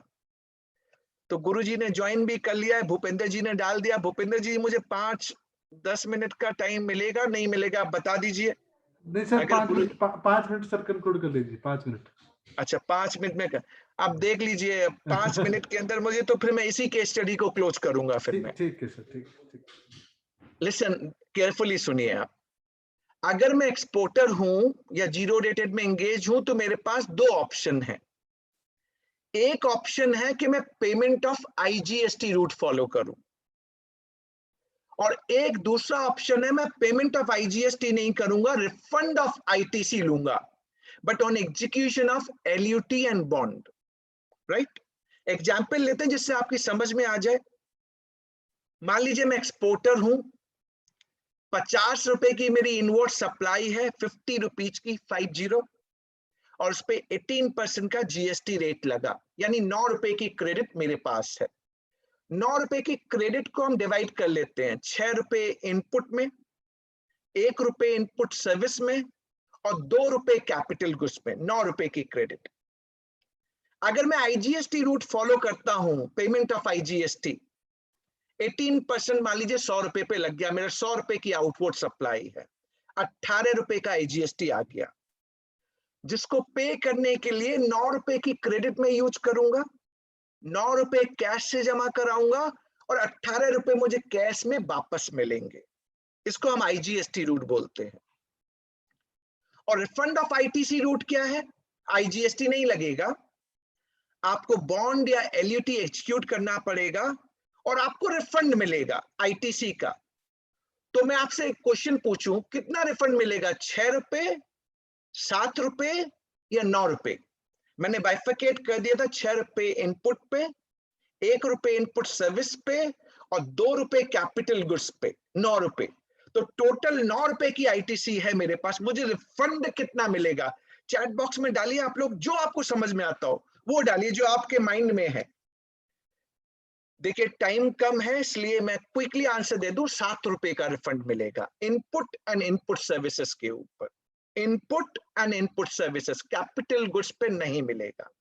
अब हैविंग सेड दैट, क्या चेंज हुआ लॉ के अंदर वो समझ लीजिए। अब इनने कहा बिमल, जो IGST रूट फॉलो करता है ना, अब हम नोटिफाई करेंगे कि कौन सा class of person IGST route follow कर सकता है, यानी हर कोई IGST पे नहीं जा सकता। They will notify which class of person, they will notify which goods, कौन से गुड्स पे IGST फॉलो कर सकते हैं आप, और विच नोटिफाइड सर्विसेज जिस पे आप IGST रूट फॉलो कर सकते हैं। हर किसी को अवेलेबल नहीं होगा, यानी they are now curtailing IGST option and want us to go back to refund of ITC, but उसमें कैपिटल गुड्स का रिफंड वो तो मिला नहीं। that will keep on accumulating and will create problem, so they will notify। तीसरा change क्या किया इनने? सर दो चीजें, export of goods and export of services. Export of services के लिए ये प्रोविजन तो है कि आपको अपनी कंसीडरेशन, एक्सपोर्ट कंसीडरेशन को लेके आना पड़ेगा, तभी वो एक्सपोर्ट ऑफ सर्विसेज में फॉल करेगी। But for export of goods, क्या मुझे एक्सपोर्ट कंसीडरेशन अपने बायर से पेमेंट लेके आना है? टाइम कम है इसलिए क्विकली सॉल्व करता हूं। रूल 96B CGST रूल में डाला गया ऑन 23 मार्च 2020 को, और रूल कहता था कि अगर मैं एक्सपोर्टर ऑफ गुड्स हूं तो मुझे within time limit as per FEMA provision export consideration को लेके आना है। रूल में डाला था, पर एक्ट में कोई प्रोविजन नहीं था, तो कई रिट फाइल हो गई कि rule is going contradictory, ultra vires. Provision में है नहीं, एक्ट में है नहीं। Act is a father, rule is a son और डॉटर। सन एंड डॉटर तब तक एक्ट नहीं कर सकते जब तक फादर हमें पावर ना दे। तो रूल हेल्ड, रिट फाइल हो गई है, नोटिस इशू हो गई है रेवेन्यू को। अब इन्हें एक्ट में वाला पार्ट बना दिया कि अगर आप एक्सपोर्टर ऑफ गुड्स हैं, सर्विसेज के लिए तो प्रोविजन है ही, अगर आप एक्सपोर्टर ऑफ गुड्स हैं और आपने अगर रिफंड ले लिया, चाहे वो IGST का या ITC का, और आप export consideration within time limit as per FEMA नहीं लेके आ पाए, तो you have to deposit back. आपको, आपने जो रिफंड लिया है वो आपको वापस करना पड़ेगा within 30 days from the expiry of time limit as per the FEMA provision. आपको लेके आना पड़ेगा और वापस देना पड़ेगा along with interest at the rate of 18%, यानी जो रिफंड आपने लिया है that need to be paid within 30 days from the expiry of the time limit specified. That is what the provision all about as per FEMA provision which is being prescribed. What is the time limit? Now Yashica, ये time limit अगर आप RBI और FEMA देखेंगे तो कई बार standardise होती है, कई बार ये इसे रिवाइज करते रहते हैं, तो आपको RBI और फेमा में देखना है। चूंकि अभी टाइम कम है, गुरुजी भी आ गए हैं और मैं गुरुजी का टाइम नहीं लेना चाहूंगा, क्योंकि गुरुजी अभी पूरे पैन इंडिया में डायरेक्ट टैक्स के लिए हम सबके लिए एक रोल मॉडल है। तो I also love doctor Girish Ahuja ji, बहुत कुछ मैंने उनसे सीखा है।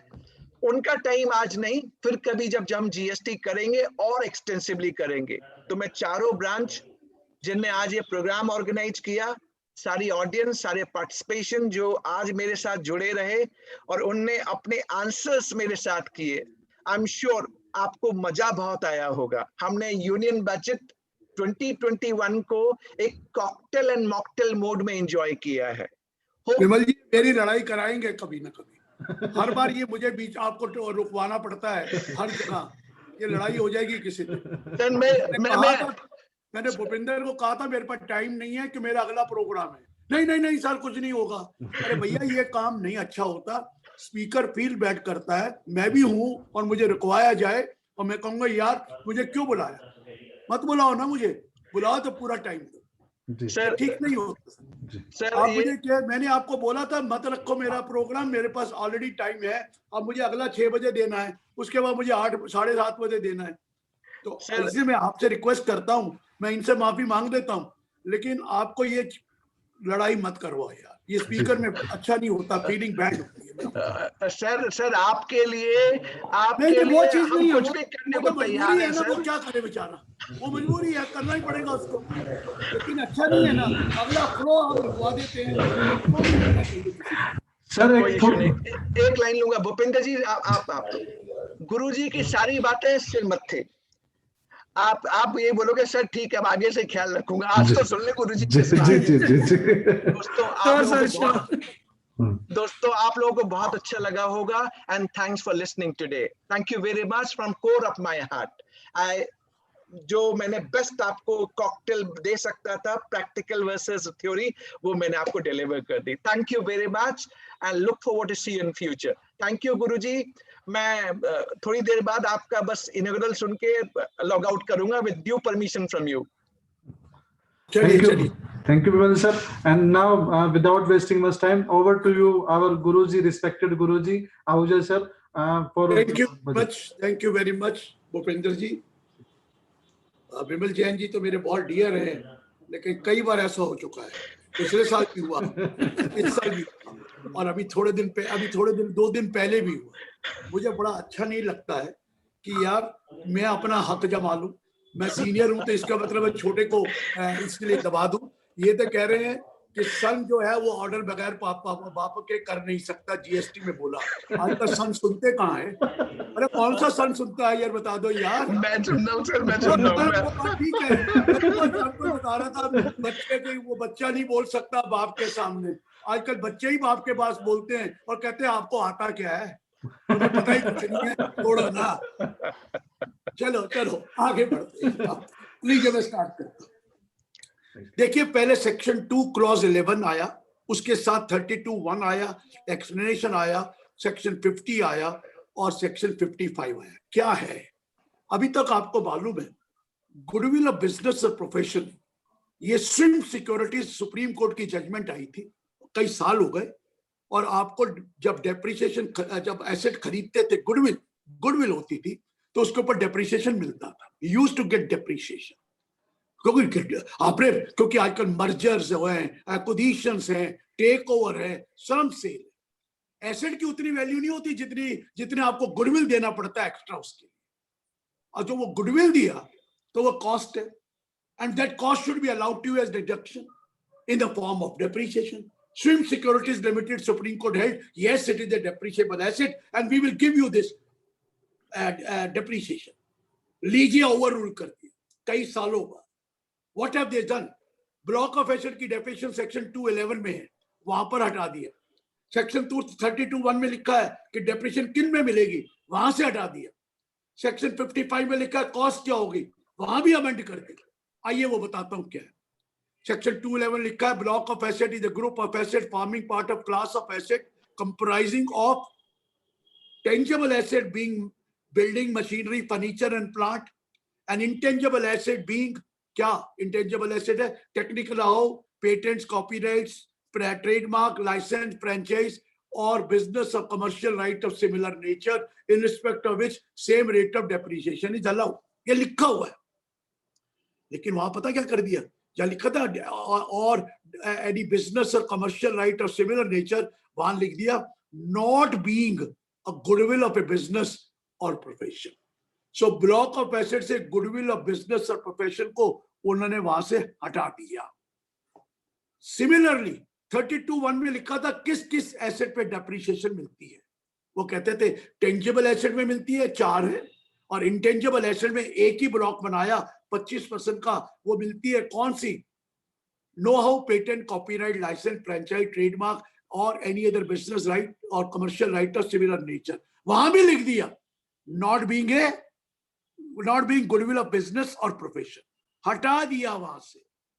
एक्सप्लेनेशन 3 से भी हटा दिया. अब क्या कह रहे हैं, आपको डेप्रिसिएशन नहीं मिलेगी.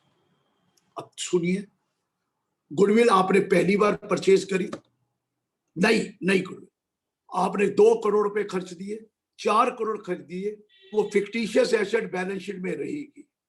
आप अकाउंटेंसी में जो मर्जी करिए, इनकम टैक्स आपको उसका कोई डिडक्शन, कोई एक्सपेंस, कोई डेप्रिसिएशन नहीं देगा. हाँ, कैपिटल एसेट मानी जाएगी. अगर बाई चांस आप उस कैपिटल एसेट को बेचते हो दोबारा, तो फिर आपको कैपिटल गेन टैक्स ले लेंगे, डिफरेंस दोनों का जो है. लेकिन नहीं बेचते तो खड़ी रहेगी एसेट ना. गुडविल क्या होता है, कभी एप्रिसिएशन हो जाता है, कभी डेप्रिसिएशन भी हो जाता है, बैडविल भी हो जाती है. तो गुडविल में कॉस्ट ऑफ इंप्रूवमेंट तो वैसे ही 0 होती है.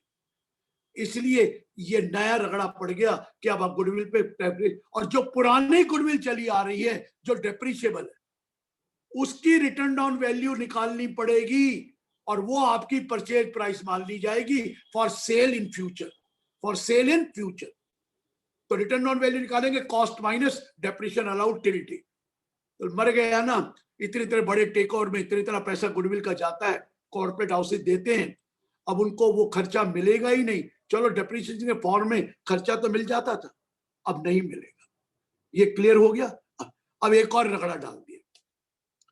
पहले था एक बीसी श्रीनिवासा शेट्टी की जजमेंट थी कि भैया जो सेल्फ जनरेटेड एसेट होती है उस पर कैपिटल गेन टैक्स नहीं लगता क्योंकि कॉस्ट डिटरमिन नहीं होती। तो इन्होंने क्या किया, कुछ एसेट को कह दिया अगर सेल्फ जनरेटेड भी होगी तो उसकी कॉस्ट होगी क्या, निल। अगर परचेज करोगे तो परचेज प्राइस, नहीं करोगे तो परचेज। और उसकी आपको याद होगा उसमें लिखा था goodwill of a business, patents, copyright, trademark और right to carry on a business, right to manufacture और क्या था, टैक्सी राइट और लूम आवर्स। ये आइटमों को कह दिया था अगर सेल्फ जनरेटेड भी है तो भी कैपिटल गेन टैक्स लगेगा। हाँ, जनरेटेड की जीरो। आप किसी के टेनेंट है, सपोज कीजिए भूपेंद्र जी टेनेंट है, आप किराया दे रहे, आपने कहा भैया ये ऑफिस खाली कर दो, उसने कहा मैं तुम्हें 10 लाख देता हूं, तो आपने टेनेंसी राइट सरेंडर की दिए। टेनेंसी क्या होती है, सेल्फ जनरेटेड है, उसमें कोई एसेट थोड़ी है, लेकिन लॉ कहता है इसकी जीरो मानकर पूरा अमाउंट जो आएगा वो कैपिटल गेन टैक्स लगेगा। और ये तो जीरो है इसलिए इंडेक्स भी नहीं होगा, जीरो मानकर। और पहले गुडविल ऑफ बिजनेस था, गुडविल ऑफ प्रोफेशन मिसिंग था। तो मैं कहता था एक प्लानिंग है, सपोज मेरी गुडविल है, मैं गुडविल आपको दे देता हूं, 1 करोड़ रुपया ले लेता हूं, मुझे कोई टैक्स नहीं लगता था क्योंकि वो सेल्फ जनरेटेड थी। और self generated BC Srinivasa Shetty लग जाता था क्योंकि गुडविल ऑफ बिजनेस लिखा था, प्रोफेशन नहीं लिखा था। और वो आदमी जो खरीदता था उसको डेप्रिसिएशन मिल जाती थी, तो वो प्लानिंग भी कर रहे थे। अब क्या हुआ, जहां लिखा था ना गुडविल ऑफ ए बिजनेस, वहां पर डाल दिया और प्रोफेशन, लो ये भी प्लानिंग खत्म। अब मैं अगर गुडविल बेचूंगा तो मुझे कैपिटल गेन लगेगा क्योंकि सेल्फ जनरेटेड है, पूरे अमाउंट पे कैपिटल गेन लग जाएगा। और जो खरीदेगा उसको डेप्रिसिएशन मिलेगी, तो बेकार हो गया। तो ये करा सर जो पहला सेक्शन मैंने बताया। आगे बढ़ते हैं, देखिए एक नई पॉलिसी निकाली है जिसका नाम रखा है यूनिट लिंक्ड इंश्योरेंस पॉलिसी। वो नहीं है यूनिट लिंक्ड इंश्योरेंस प्लान, ये एक नई है यूनिट लिंक्ड इंश्योरेंस पॉलिसी। इसके 2 कंपोनेंट है, एक कंपोनेंट है इन्वेस्टमेंट और दूसरा कंपोनेंट है इंश्योरेंस। पहले तक जितनी भी लाइफ इंश्योरेंस पॉलिसी होती है भूपेंद्र जी, उससे जब पैसा वापस आता है तो सेक्शन 10(10)D में पूरा माफ है, इंक्लूडिंग जो बोनस मिलता है। हाँ, उसमें लिखा हुआ है पेमेंट जो प्रीमियम की करी वो 10% और सम एश्योर्ड से ज्यादा नहीं होनी चाहिए, हम आपको माफ करते हैं। अब उसके अंदर इन्होंने 4 प्रोवाइजो डाल दिए, प्रोवाइजो नंबर 4, 5, 6 और 7। क्या कर दिया, कहता है देखो भैया, the provision of section 10(10)D shall not apply, ये अप्लाई नहीं करेंगे, मतलब एग्जेम्पशन नहीं मिलेगी। If you take a unit linked insurance policy on और आफ्टर 1 फरवरी 21, जो अभी गया 1 फरवरी के बाद से ऑनवर्ड्स, अगर आपने यूनिट लिंक्ड इंश्योरेंस पॉलिसी ली, पुरानी छोड़ दीजिए, ली, और उसमें कोई भी किसी भी प्रीवियस ईयर में you have paid more than 2,50,000 as premium, 2.5 lakh से कम दिया तो हमें कुछ नहीं कहना, 2.5 लाख से ज्यादा दे दिया किसी भी प्रीवियस ईयर में टिल मैच्योरिटी, तो उस केस में हम 10(10)D में इसको नहीं रखेंगे, ये माफ नहीं करेंगे। क्लियर हुआ? तो आप जैसे आदमी ने समझाया, अरे मैं चार्टर्ड अकाउंटेंट हूं, एक काम करो 2 ले लो, 2 इधर भी 2 लाख दे दो, इधर भी 2 लाख दे दो, ताकि 2.5 लाख से कम होगा। उन्होंने कह दिया प्रोविजो 5th में दोनों को एग्रीगेट करके 2.5 लाख से कम होना चाहिए, 2.5 लाख से ज्यादा नहीं होना। हाँ, फिर प्रोविजो 6 में डाल दिया, रुक जाओ कोई बात नहीं, अगर बाई चांस भगवान ना करे डेथ हो जाए और लीगल एयर को मिलेगा तब माफ कर देंगे 10(10)D, फिर नहीं, फिर माफ कर देंगे 10(10)D, अदरवाइज माफ नहीं करेंगे। और प्रोविजो 7 में कह दिया सरकार गाइडलाइंस लाएगी, कोई डिफिकल्टी हो तो वो आपके ऊपर बाइंडिंग हो। क्लियर हो गया? क्लियर हो गया? अब देखिए, आपने पैसे दिए हुए, हर साल दे रहे हो, 1 साल 2.5 लाख से दे दिए ऊपर या कई साल दे दिए। वो कहता है भैया ये क्या होगा इस पैसों का, कहते हैं इसको कैपिटल एसेट मान लेंगे।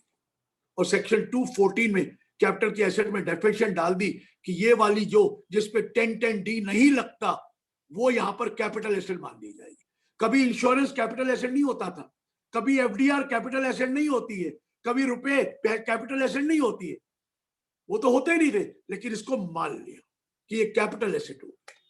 अब कैपिटल एसेट है, ट्रांसफर थोड़ी करते हम, तो मेच्योरिटी में पैसा मिलता है। तो उन्होंने कहा ले भैया एक नया सेक्शन डालते हैं 45(1)(b) और 41(1)(b) में लिख दिया कि देखो ये पैसा जब मिलेगा, ट्रांसफर वर्ड हटा दिया, whenever you receive money from this insurance company, उस दिन कैपिटल गेन टैक्स लगेगा, क्योंकि हमने इसको कैपिटल एसेट माना हुआ है। सपोज आपने इतने सालों में 12 लाख रुपए दे दिया और उसने कम से कम एक साल में 2.5 लाख से ऊपर दिया है, तभी तो आएगा इधर। कम से कम एक साल में 2.5 लाख से ऊपर दिया और 12 लाख दे दिया और अब आपको 20 लाख मिल रहा है, तो आपको कैपिटल गेन टैक्स देना। तो आप इससे पूछ सकते हैं सर इंडेक्सेशन होगा क्योंकि मैंने पैसे दिए ओवर द ईयर्स। उन्होंने कह दिया रुक जाओ जी, नहीं होगा। कहता क्यों नहीं होगा?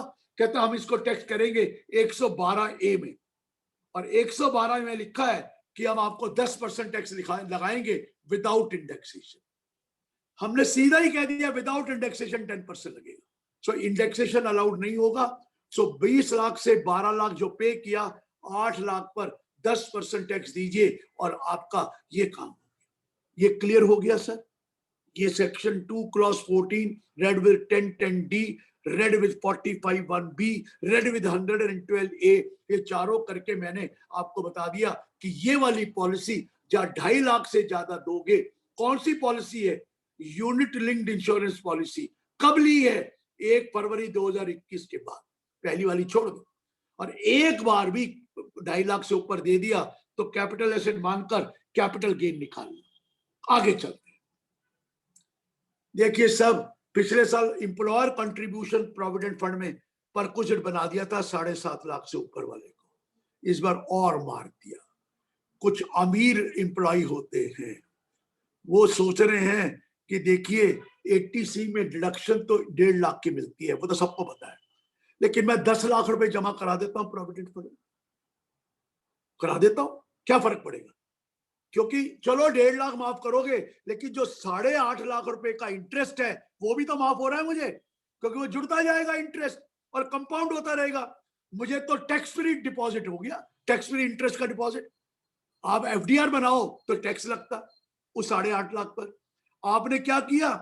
आपने उसको जमा करा दिया प्रोविडेंट फंड में, तो उससे तो आपका इंटरेस्ट माफ हो गया और आपके तो मजे आ गए। तो इन्होंने अब क्या कह दिया?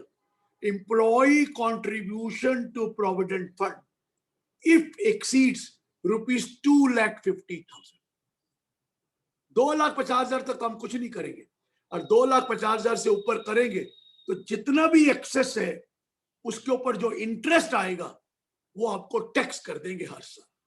सपोज मैंने 10 लाख डाले, 2.5 लाख तक तो कुछ नहीं, उसका इंटरेस्ट तो माफ है और डिडक्शन 1.5 लाख मिलेगी, लेकिन 2.5 लाख के ऊपर कितना है? 7.5। उस 7.5 पे जो इंटरेस्ट आएगा वो हर साल टैक्स लग जाएगा। तो कई आदमी ने ये प्लानिंग करके अच्छा करा हुआ था, चलो पैसे जुड़ जाएंगे और टैक्स फ्री इंटरेस्ट मिल जाएगा, वो भी खत्म हो गया।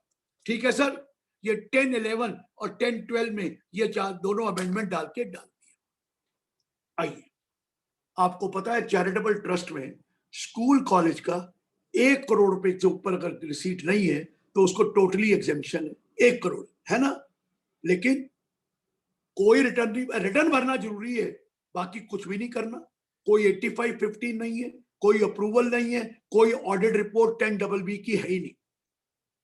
और इसी तरह हॉस्पिटल और मेडिकल इंस्टीट्यूशन है, वहां पर भी तो 1 करोड़ है ना, 1 करोड़ उधर 1 करोड़ इधर। अब इन्होंने क्या कहा है? इस 1 करोड़ की लिमिट को 5 करोड़ कर दिया है। अब जितने भी छोटे छोटे स्कूल कॉलेज हैं उनको कोई फॉर्मेलिटी करनी नहीं है, और उनको हम क्या कह रहे हैं? आपका हम 5 करोड़ तक कोई फॉर्मेलिटी नहीं है, सिर्फ रिटर्न भर देना। ये पता किन्होंने कराया? ये हमारे पॉलिटिशियन ने कराया है। हर के स्कूल कॉलेज कहीं ना कहीं है, सबने खोल रखे हैं, और उसने कहा 5 करोड़ तक कुछ पूछेगा ही नहीं, कुछ समझ में आ रहा है, तंग नहीं करेंगे, और उन्होंने डाल रखे। लेकिन इनकम टैक्स वाले बड़े समझदार है, उन्होंने कहा ये तो करवा लिया है, लेकिन हमारे पास भी हथियार है, क्या हथियार डाला कि अगर उस ट्रस्ट में आप एजुकेशनल इंस्टीट्यूशन चलाते हो और उसी ट्रस्ट के अंदर हॉस्पिटल चलाते हो तो दोनों को मिलाकर 5 करोड़ होगा, अलग अलग नहीं होगा। पहले तो 1 करोड़ अलग था, इधर भी 1 करोड़ अलग था, अब दोनों को मिलाकर 5 करोड़। हाँ, सिर्फ स्कूल कॉलेज चलाते हो 5 करोड़, सिर्फ हॉस्पिटल चलाते हो 5 करोड़, दोनों चलाते हो तो भी 5 करोड़। ठीक हो गया। ये नया आया है। अब और कई चेंजेस आई। चैरिटेबल ट्रस्ट को कॉर्पस डोनेशन पूरी माफ है ना जी, है। Voluntary contribution with specific direction it will form part of the corpus of the trust, वो पूरा का पूरा माफ है। लेकिन रुकिए, वहां पर यह नहीं बताया था इस पैसे को कहां रखना है। लोग इसको मिसयूज कर रहे हैं। अब लिख दिया, चाहे आप 1023C में है या 1112 में, कि corpus donation in a mode deposit होगी या इन्वेस्ट होगी 11.5 वाली। वो जो 11.5 में हम रखते हैं पैसा, वो 15% वाला, और या 11.2 वाला, इसको भी 11.5 में रखेंगे। और नहीं रखेंगे तो कॉर्पस डोनेशन हम माफ नहीं करेंगे। कोई बुरी बात नहीं है, ये तो अच्छा किया कि पैसे आप 11.5 में रखिए। हो गया सर, आ गया। अब एक जजमेंट सुप्रीम कोर्ट की आई, पीछे मैंने बताई थी कि वो थी जजमेंट सुब्रोज फाउंडेशन। उसमें क्या था, एक ट्रस्ट ने 2 करोड़ रुपए रिसीव किए, ठीक है, इनकम 2 करोड़, खर्चा 2.5 करोड़ कर दिया। अब वो कह रहा है जी ये जो 50 लाख एक्स्ट्रा है वो अगले साल कैरी फॉरवर्ड करके मुझे एप्लीकेशन दे दो, अगले साल की एप्लीकेशन। पहले हाई कोर्ट के जज से जजमेंट थी, अब सुप्रीम कोर्ट ने करके फाइनल कर दिया, हाँ कैरी फॉरवर्ड अलाउड होगा और अगले साल ले लेना। लेकिन ये इन्होंने रिटर्न में भी नहीं डाला हो, लीजिए इन्होंने लॉ ही बदल दिया, हम कैरी फॉरवर्ड अलाउ नहीं करेंगे, नहीं होगा। लेकिन एक काम अच्छा भी किया, वो सुन लो, कहता हम कैरी फॉरवर्ड नहीं अलाउ करेंगे, ये नहीं करेंगे। तो क्या किया वो भी सुन लो। आपके पास 2 करोड़ रुपए खर्च आए थे, 2.5 कर दिया, 2.5 करोड़ हो गए। वो कहता है जो कॉर्पस डोनेशन के पड़ा हुआ है ना आपके पास 11.5 में, उसको इस 50 लाख को निकालकर इसमें खर्च कर दो। 2 तो आपके कॉर्पस डोनेशन में से निकाल कर दो, कर दिया। लेकिन हम इसकी एग्जेम्पशन नहीं देंगे, तो फिर खर्च क्या करें। आज सुनता लो मेरी बात, एग्जेम्पशन नहीं देंगे। क्यों नहीं देंगे? अरे यार आपकी इनकम एग्जेम्प्ट है और एग्जेम्प्ट इनकम पे फिर एग्जेम्पशन दे दें तो डबल हो गई, हम नहीं देंगे। लेकिन रुको, बुरा मत मानो, रुको। अगले साल जो इनकम आई उसमें से उतना पैसा उठाकर कॉर्पस में वापस डाल देंगे तो हम उस साल का एप्लीकेशन मान लेंगे। तो इनडायरेक्टली कैरी फॉरवर्ड हो गया, नहीं हो गया? लेकिन कहां से यूज करना है? कॉर्पस से। वो लिख के दे देना ये कॉर्पस से किया, और अगले साल उस कॉर्पस को दोबारा फिल कर दीजिए, एज इफ आपने कॉर्पस से लोन लिया और कॉर्पस को वापस कर दिया। कोई बुरी बात करी? लेकिन वो 11 जो 15% है वो खर्च करेंगे तो नहीं करेंगे। वो तो पहले ही एग्जेम्प्ट ले चुके हो आप, डबल एग्जेम्पशन कैसे दे दें? वो तो ले ही चुके हो ना, उन्होंने कॉर्पस का कह दिया। कोई बुरी बात करी, ये दे दी। अब एक और, मेरी बहुतों से लड़ाई होती थी, लड़ाई क्या होनी है, एकेडमिक डिस्कशन है, वो मेरी बात मानते नहीं थे। मैं कहा ना मानो, जो लॉ में है वो बता रहा हूं। कहता कहां लिखा है? मैं कोई लॉजिक भी तो होता है। मैं नहीं मानते, मैं नहीं मानते तो लो लॉ बदल गया, लो लॉ बदल दिया। क्या था भूपिंदर जी, आपने एक स्कूल की बिल्डिंग खरीदनी है, आपके पास 1 करोड़ रुपया है बैंक में, लेकिन बिल्डिंग की कीमत 3 करोड़ है, तो क्या करोगे? 2 करोड़ का लोन लेकर 3 करोड़ खरीद ले, ठीक है ना जी? अब कितना एप्लीकेशन माना जाएगा करंट ईयर का? तो हमारे भाई भानुबाब कहते थे 3 करोड़ एप्लीकेशन है, हमने एसेट खरीदी 3 करोड़ की, एप्लीकेशन है। मैं कह नहीं है, कहते है। मैंने कहा अकाउंटेंसी के लिए ठीक है। कहते कैसे? मैं 3 करोड़ की बैलेंस शीट में एसेट आ जाएगी, 1 करोड़ रुपया बैंक बैलेंस कम हो जाएगा, 2 करोड़ लोन में आ जाएगा, हो गया। लेकिन इनकम टैक्स कहता है ना ना ना ना। क्या लोन इनकम है? लोन तो 2 करोड़ इनकम नहीं है। तो आपने उस लोन को अप्लाई किया है तो उसको एप्लीकेशन कैसे मान लो? अरे लोन को अप्लाई किया है, इनकम को थोड़ी अप्लाई किया है। मैं बहता रहता था, सुनते नहीं थे। लो आप उन्होंने कह दिया कि ये इनकम ये अप्लाई नहीं माना जाएगा, लेकिन अगले सालों में जब लोन को रीपे करोगे तो वो एप्लीकेशन हो जाएगा। यही मैं कहा करता था, यही मैं करता था, लोन को रीपे करो, अगर इंटरेस्ट भी देते हो तो वो भी मान लेंगे हम, लेकिन एप्लीकेशन लोन रीपेमेंट पे होगी, अभी नहीं मानी जाएगी। अकाउंटेंसी अलग बात है, इनकम टैक्स अलग होता है। क्लियर हो गया सर? ये सारा सेक्शन 1023C में ठीक हो गया, बहुत अच्छा हो गया। आगे जा, आपको पता है, आप कईयों को नोटिस आए हुए हैं, एम्प्लॉय कंट्रीब्यूशन को आपने ड्यू डेट पे जमा नहीं कराया, आपने ड्यू 43B के हिसाब से कराया तो हम ये डिडक्शन नहीं दे रहे, पहले देते थे। ये जजमेंट मेरे स्टूडेंट ने दी थी आज से 10 साल पहले। वो हाई कोर्ट के जज थे, फिर वो सुप्रीम कोर्ट के जज बन गए, फिर वो रिटायर भी हो गए, आज भी काम कर रहे हैं बूढ़ा।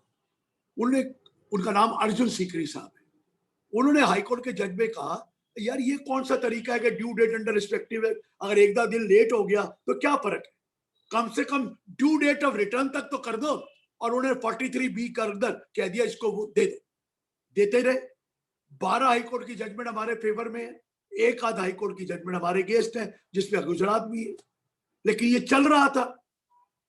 इस सालों 2-3 सालों से नोटिस आने लग गए, लॉ बदल दिया, एक्सप्लेनेशन डाल दी 36(1)VA में और एक्सप्लेनेशन डाल दी 43B में, और वहां एक्सप्लेन कर दिया कि जो ड्यू डेट 43B में लिखी है वो ड्यू डेट इस सेक्शन के लिए नहीं है, यहाँ पे ड्यू डेट वही है अंडर रिस्पेक्टिव एक्ट।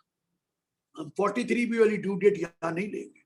मतलब क्या हुआ, अगर प्रोविडेंट फंड 15 तारीख तक जमा नहीं कराएंगे, क्रेज तो खत्म हो चुकी है, अगर ESI 21 तारीख तक जमा नहीं कराएंगे तो हम वो आपकी इनकम मान लेंगे, एम्प्लॉय कंट्रीब्यूशन, डिडक्शन तो मिलना ही नहीं है तो इनकम हो जाएगी, वो आपकी इनकम मान ली जाएगी। सेक्शन 224 में कहता है इसे इनकम, डिडक्शन 36 में लीजिए, वो कहता है डिडक्शन देंगे नहीं।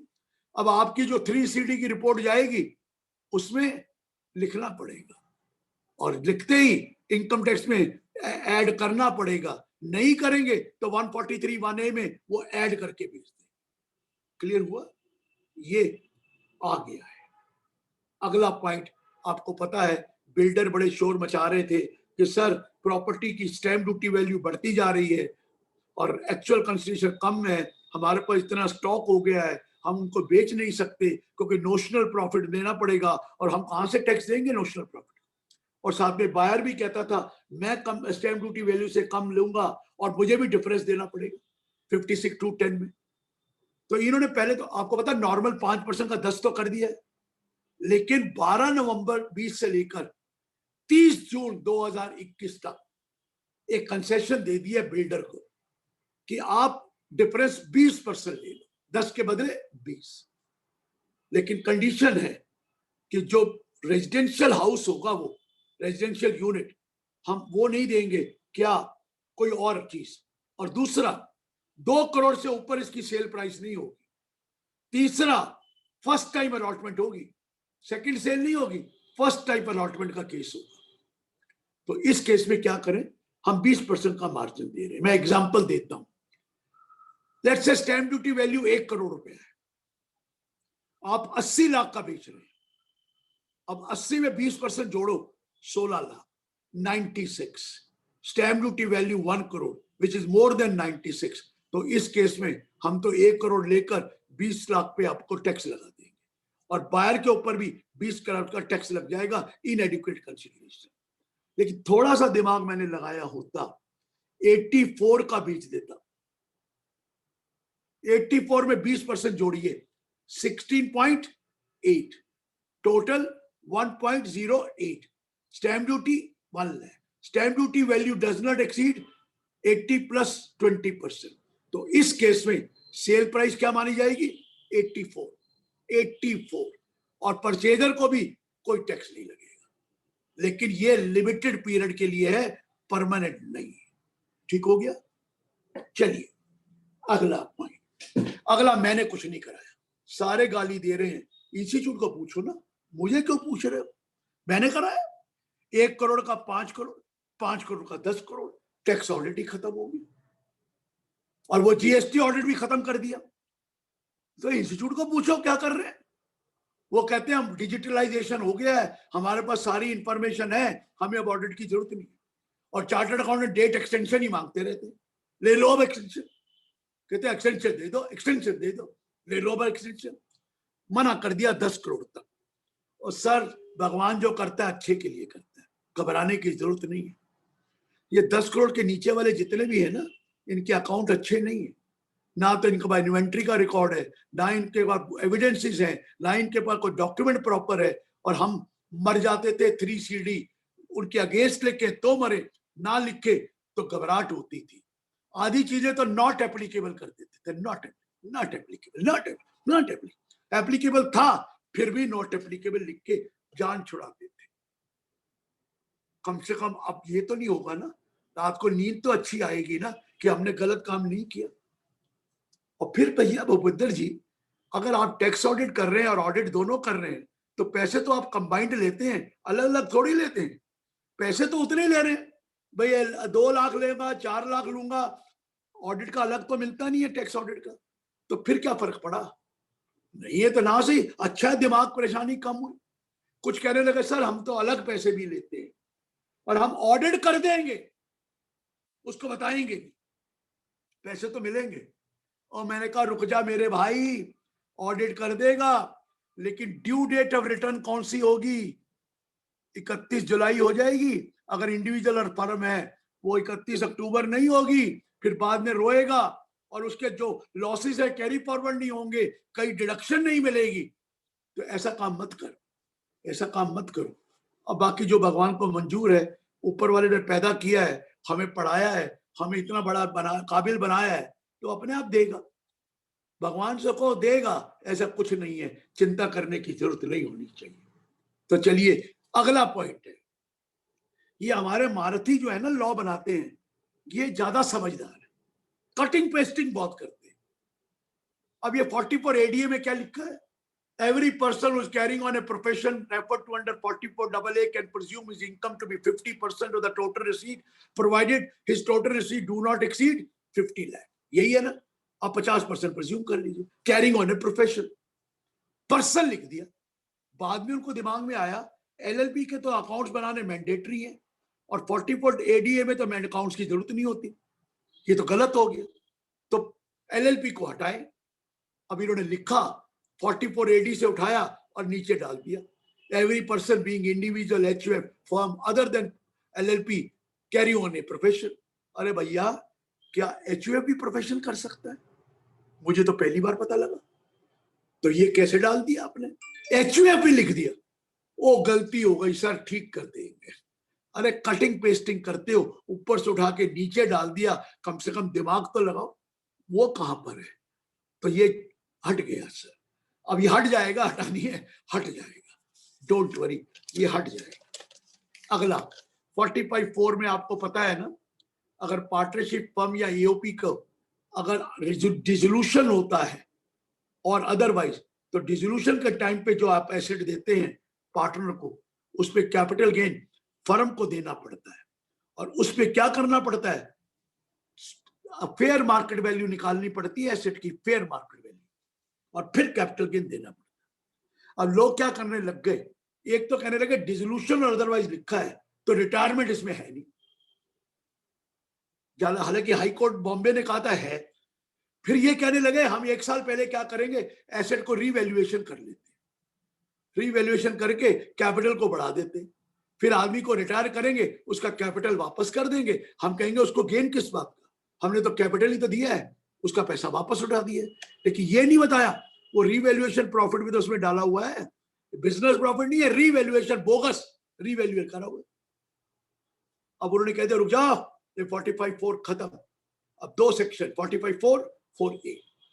अगर आपने जितना उसका capital balance without revaluation, revaluation तो बंद ही कर दिया, विदाउट रीवैल्यूएशन कैपिटल बैलेंस है 60 लाख रुपया, उसके बदले में आप एसेट दे रहे हैं, एसेट दे रहे हैं, तो रुकिए, एसेट मार्केट वैल्यू पे जाएगी और कैपिटल गेन किसको लगेगा? फर्म को लगेगा। लेकिन अगर उसका कैपिटल 60 लाख है विदाउट इंडेक्सेशन, और सॉरी विदाउट रीवैल्यूएशन, और आप उसको 80 लाख रुपया देना चाहते हैं, 1 करोड़ रुपया देना चाहते हैं या 60 लाख रुपया कैश दे रहे हैं, एक एसेट भी दे रहे हैं, तो लॉ पता क्या कह रहा है, कंसीडरेशन प्राइस होगी जितना पैसा दिया plus value of the asset, और माइनस क्या करेंगे, उसका कैपिटल 60 लाख, आपने 1 करोड़ दिया, जो 40 लाख एक्स्ट्रा दिया वो फर्म को टैक्स देना पड़ेगा, फर्म को, पार्टनर को नहीं, फर्म को देना। ये 45(4)A में लिख दिए, क्लियर हुआ, ये भी लिख दिए। 80EE, आपको पता है 80EE आया था कि भैया लोन ले लो, घर अफोर्डेबल हाउसिंग 45 लाख का हो और आपके पास ऑलरेडी कोई घर ना हो, रेजिडेंशियल हाउस ले लो, लोन लोगे तो उस लोन का जो इंटरेस्ट होगा वो 1.5 लाख तक हम माफ कर देंगे, एडिशनल 1.5 लाख, है ना 80EE। अब ये कोविड का टाइम पे पूरा साल निकल गया, ना लोन हुआ ना खरीदे गए, और 31 मार्च 21 लास्ट डेट थी है, तो इन्होंने 1 साल बढ़ाकर 31 मार्च 22 कर दिए कि 22 तक लोन सैंक्शन करा लो, हम आपको ये डिडक्शन देते रहे 1.5 लाख रुपया मैक्सिमम, जब तक लोन नहीं पे होगा आप लेते रहना, मैक्सिमम 1.5 एक्चुअल और 1.5, ठीक हो गया। इसी तरह अफोर्डेबल हाउसिंग का जो लोन जो सैंक्शन होना था प्रोजेक्ट, वो 31 मार्च 21 था, लेकिन इस बार तो काम हुआ ही नहीं कोरोना में, तो इसलिए उन्होंने वो प्रोजेक्ट भी 1 साल के लिए सैंक्शन का बढ़ा दिया, 22 तक करा लें, हम 100% प्रॉफिट आपको दे देंगे, क्लियर है। और एक नया कॉन्सेप्ट मोदी जी ने निकाला, ये माइग्रेंट लेबर आती है, हरियाणा में भी आती है, दिल्ली में भी आती है, पंजाब में आती है, केरला वाले आते हैं, अब नौकरी बाहर से करने आए हैं, थोड़ी सी सैलरी है, घर खरीद नहीं सकते, किराया भी तो बहुत है शहरों में, तो क्या करें, झुग्गियों में रहें, स्लम्स में रहें, क्या करें, तो मोदी ने कहा बिल्डर्स को एक रेंटल हाउसिंग प्रोजेक्ट का कॉन्सेप्ट बनाओ, रेंटल हाउसिंग, छोटे छोटे घर बनाओ, सस्ते घर किराए पे दो, इससे जो प्रॉफिट आएगा हम पूरा का पूरा आपको माफ कर देंगे। 80IAB सबसेक्शन 1 कैपिटल A डाल दिया, क्लियर हुआ जी, ये डाल दिया।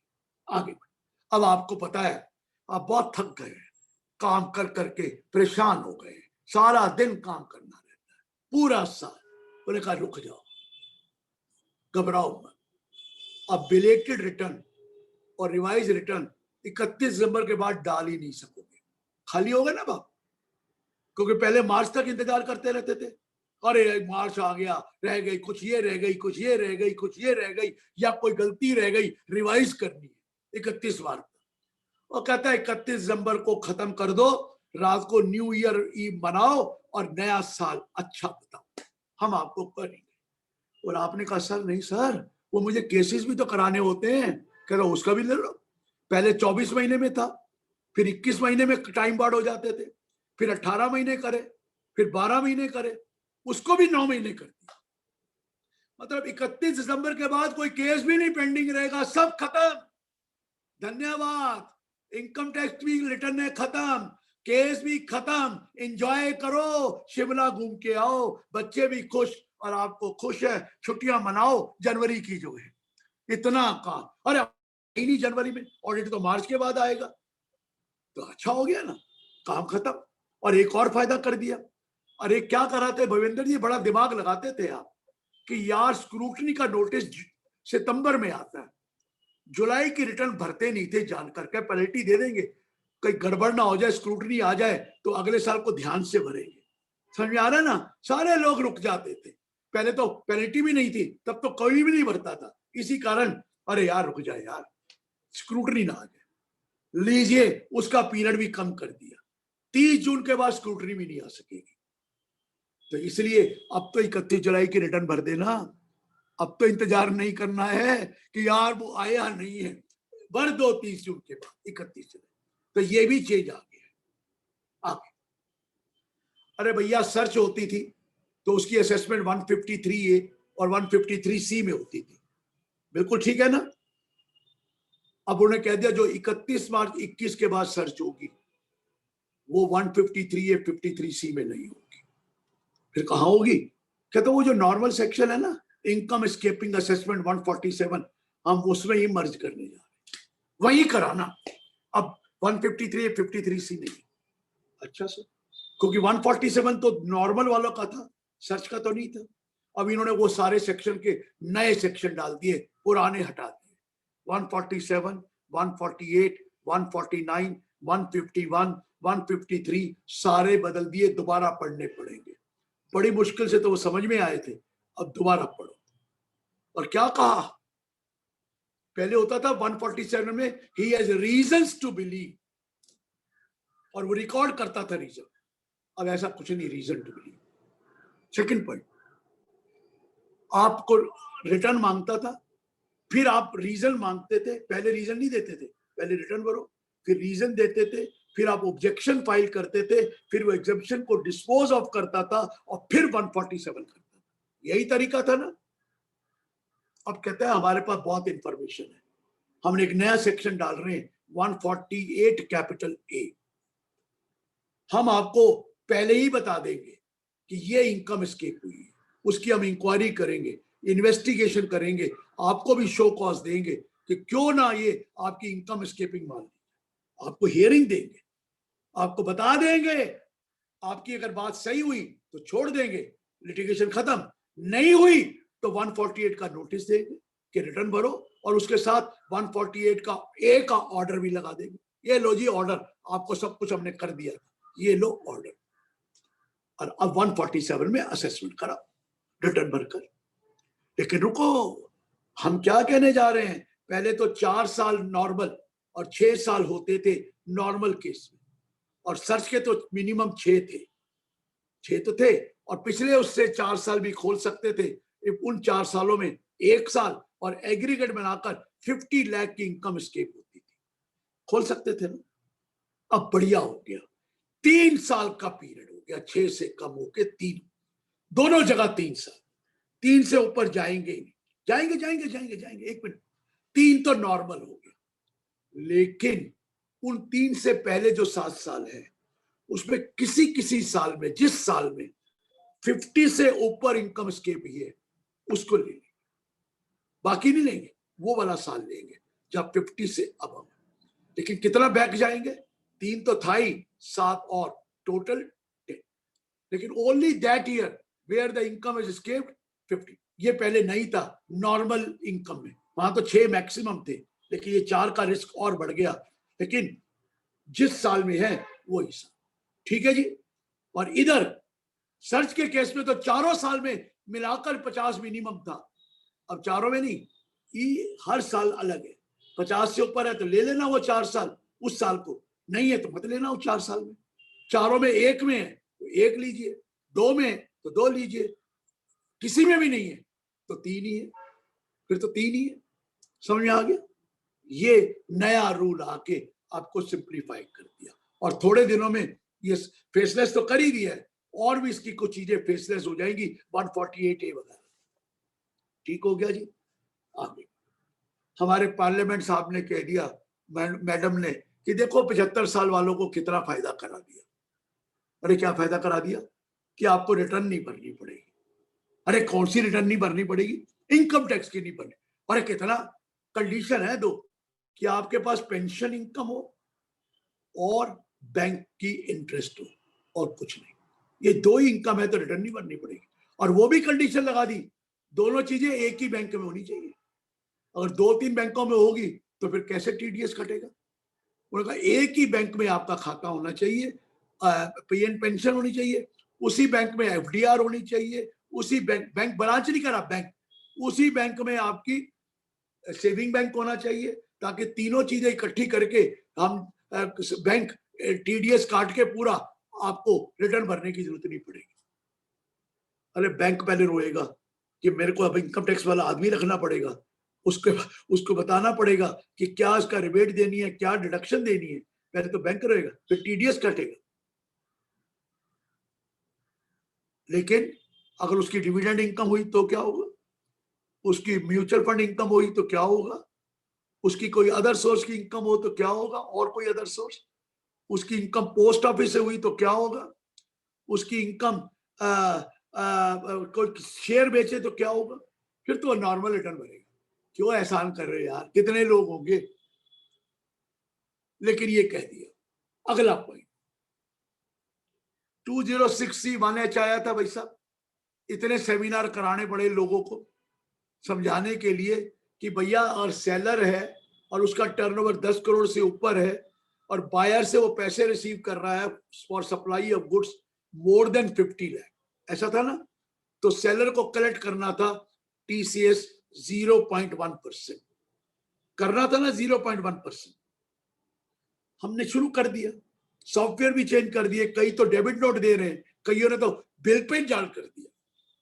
अब नया लॉ आ गया, अगर बायर है और वो माल खरीद रहा है 50 लाख से ऊपर या पेमेंट कर रहा है 50 लाख से ऊपर to the seller of the goods, तो वो TDS काटेगा ऑफ अमाउंट एक्सीडिंग 50 लाख। भाई साहब TDS काटेगा, एक कंडीशन है, बायर का पिछले साल का टर्नओवर 10 करोड़ से ऊपर है।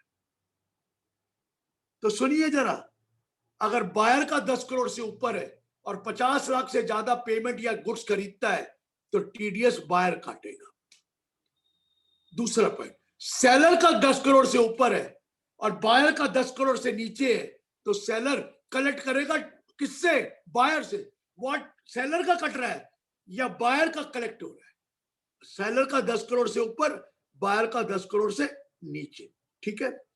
दोनों का 10 करोड़ से ऊपर है, सेलर का भी बायर का भी, तो कौन काटेगा? बायर। बायर। फिर 2061H नहीं लगेगा, फिर 2061H नहीं लगेगा। और दोनों का 10 करोड़ से ऊंचे है, नीचे है, फिर तो कुछ भी नहीं लगेगा, फिर तो कुछ भी नहीं लगेगा।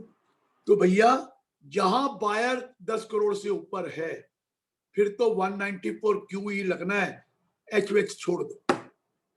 लेकिन बायर 10 करोड़ से कम है तो फिर 2061H में देखेंगे सेलर का 10 करोड़ से ऊपर है, हाँ जी है, तो वहां काटेगा जब पेमेंट रिसीव करेगा, कलेक्ट करेगा। वो क्रेडिट TCS को किसको मिलना है? बायर को। या TDS का क्रेडिट किसको मिलना है? सेलर को। देख रहे हैं, या सेलर करेगा TDS का क्रेडिट को, सेलर के पैसे काटे, वो बायर से कलेक्ट किए और बायर को मिलना।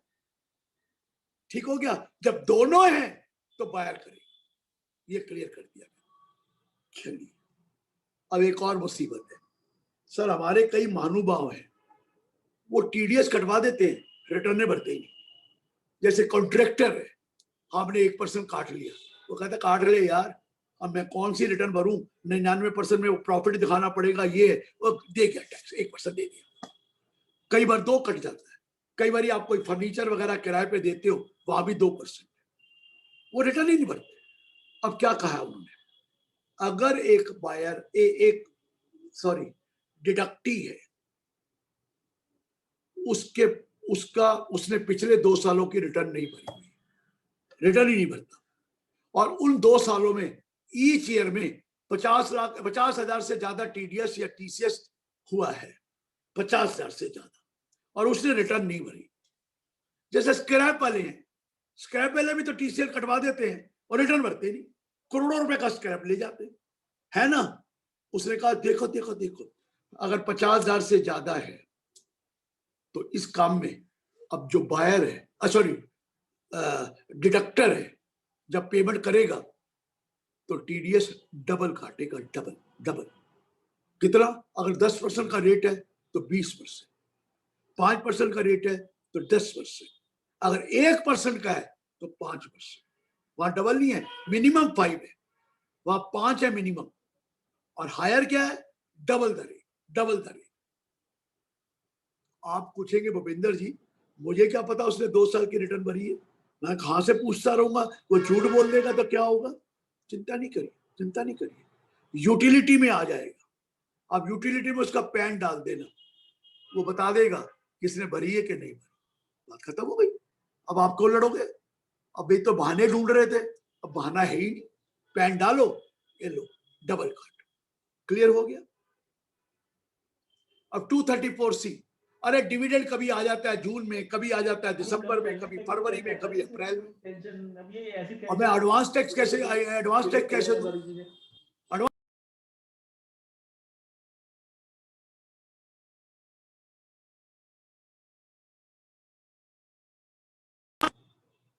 अगली इंस्टॉलमेंट में पे कर दीजिए, अभी हम कुछ नहीं कहेंगे।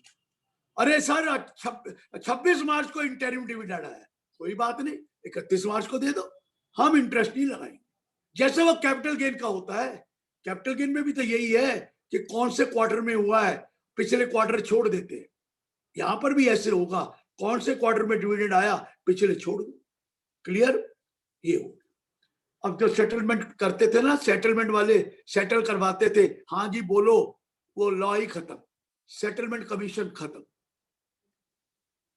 अब जो ITAT है वो भी फेसलेस हो जाएगा थोड़ी देर में, थोड़े दिनों में।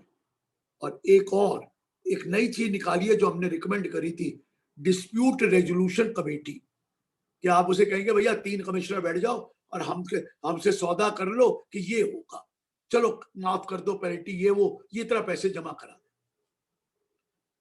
सर ये अक्रॉस द टेबल नहीं बैठना कि पूछो सर क्या लेना है ना, ये ऑनलाइन होगा, वीडियो कॉन्फ्रेंस होगी और उसको रिकॉर्ड भी किया जाएगा, रिकॉर्डिंग होगी, पिछले हेराफेरी नहीं हो सकेगी। और लास्ट आइटम 271 में लिखा था ना, fake bill, fake invoice, fake entry, fake expenditure, है ना, उसमें पहले तो टैक्स लगता है, 200% पेनल्टी लगती है, और यहां पर 100% और पेनल्टी लगती है 271 में। उसको नहीं जिसकी किताबों में है, उसको भी लगती है जिसने वो एंट्री दिलवाई है, जिसने वो इनवॉइस दिलवाया है, उसको भी 100%। अब लॉ पता क्या बना दिया है, अगर 2 करोड़ से ज्यादा है तो उसकी संपत्ति भी अटैच कर ली जाएगी, 281B में डालगी। लीजिए खत्म, लीजिए खत्म, मैंने सारा करा दिया। कोई सवाल है तो 2 मिनट 5 मिनट में पूछ लीजिए, नहीं तो 6 बजे मेरा फिर है। अब मैं क्या करूं, रेस्ट भी तो नहीं मिलता 2 मिनट का। सॉरी सर, आपको बिल्कुल रेस्टलेस आपका स्पीच होता है सर, और जब से बजट आप कंटिन्यूअसली आप लगातार सर ये 25 लेक्चर हो गए, 4 दिन, चौथे दिन है ये। अभी 2 और है सर। एक क्वेश्चन है, मिनिमम 14 घंटे रोज का लेक्चर है। Oh my God sir. हाँ चलिए सर एक क्वेश्चन है, जो ESI से रिलेटेड 43B और 36 में चेंज आया, ये रेट्रोस्पेक्टिव है या प्रोस्पेक्टिव? वैसे तो एक्सप्लेनेशन रेट्रोस्पेक्टिव होती है, लेकिन इस गवर्नमेंट ने एश्योरेंस दे रखी है, कि अब पुराने केस नहीं खुलेंगे, आगे से होगा। लेकिन रुकिए, मैंने कहा वो केसेस पर क्या होगा, अपील में पड़े।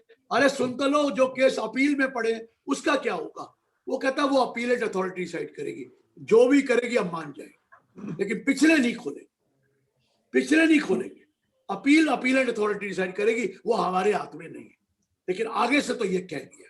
क्लियर हो गया सर?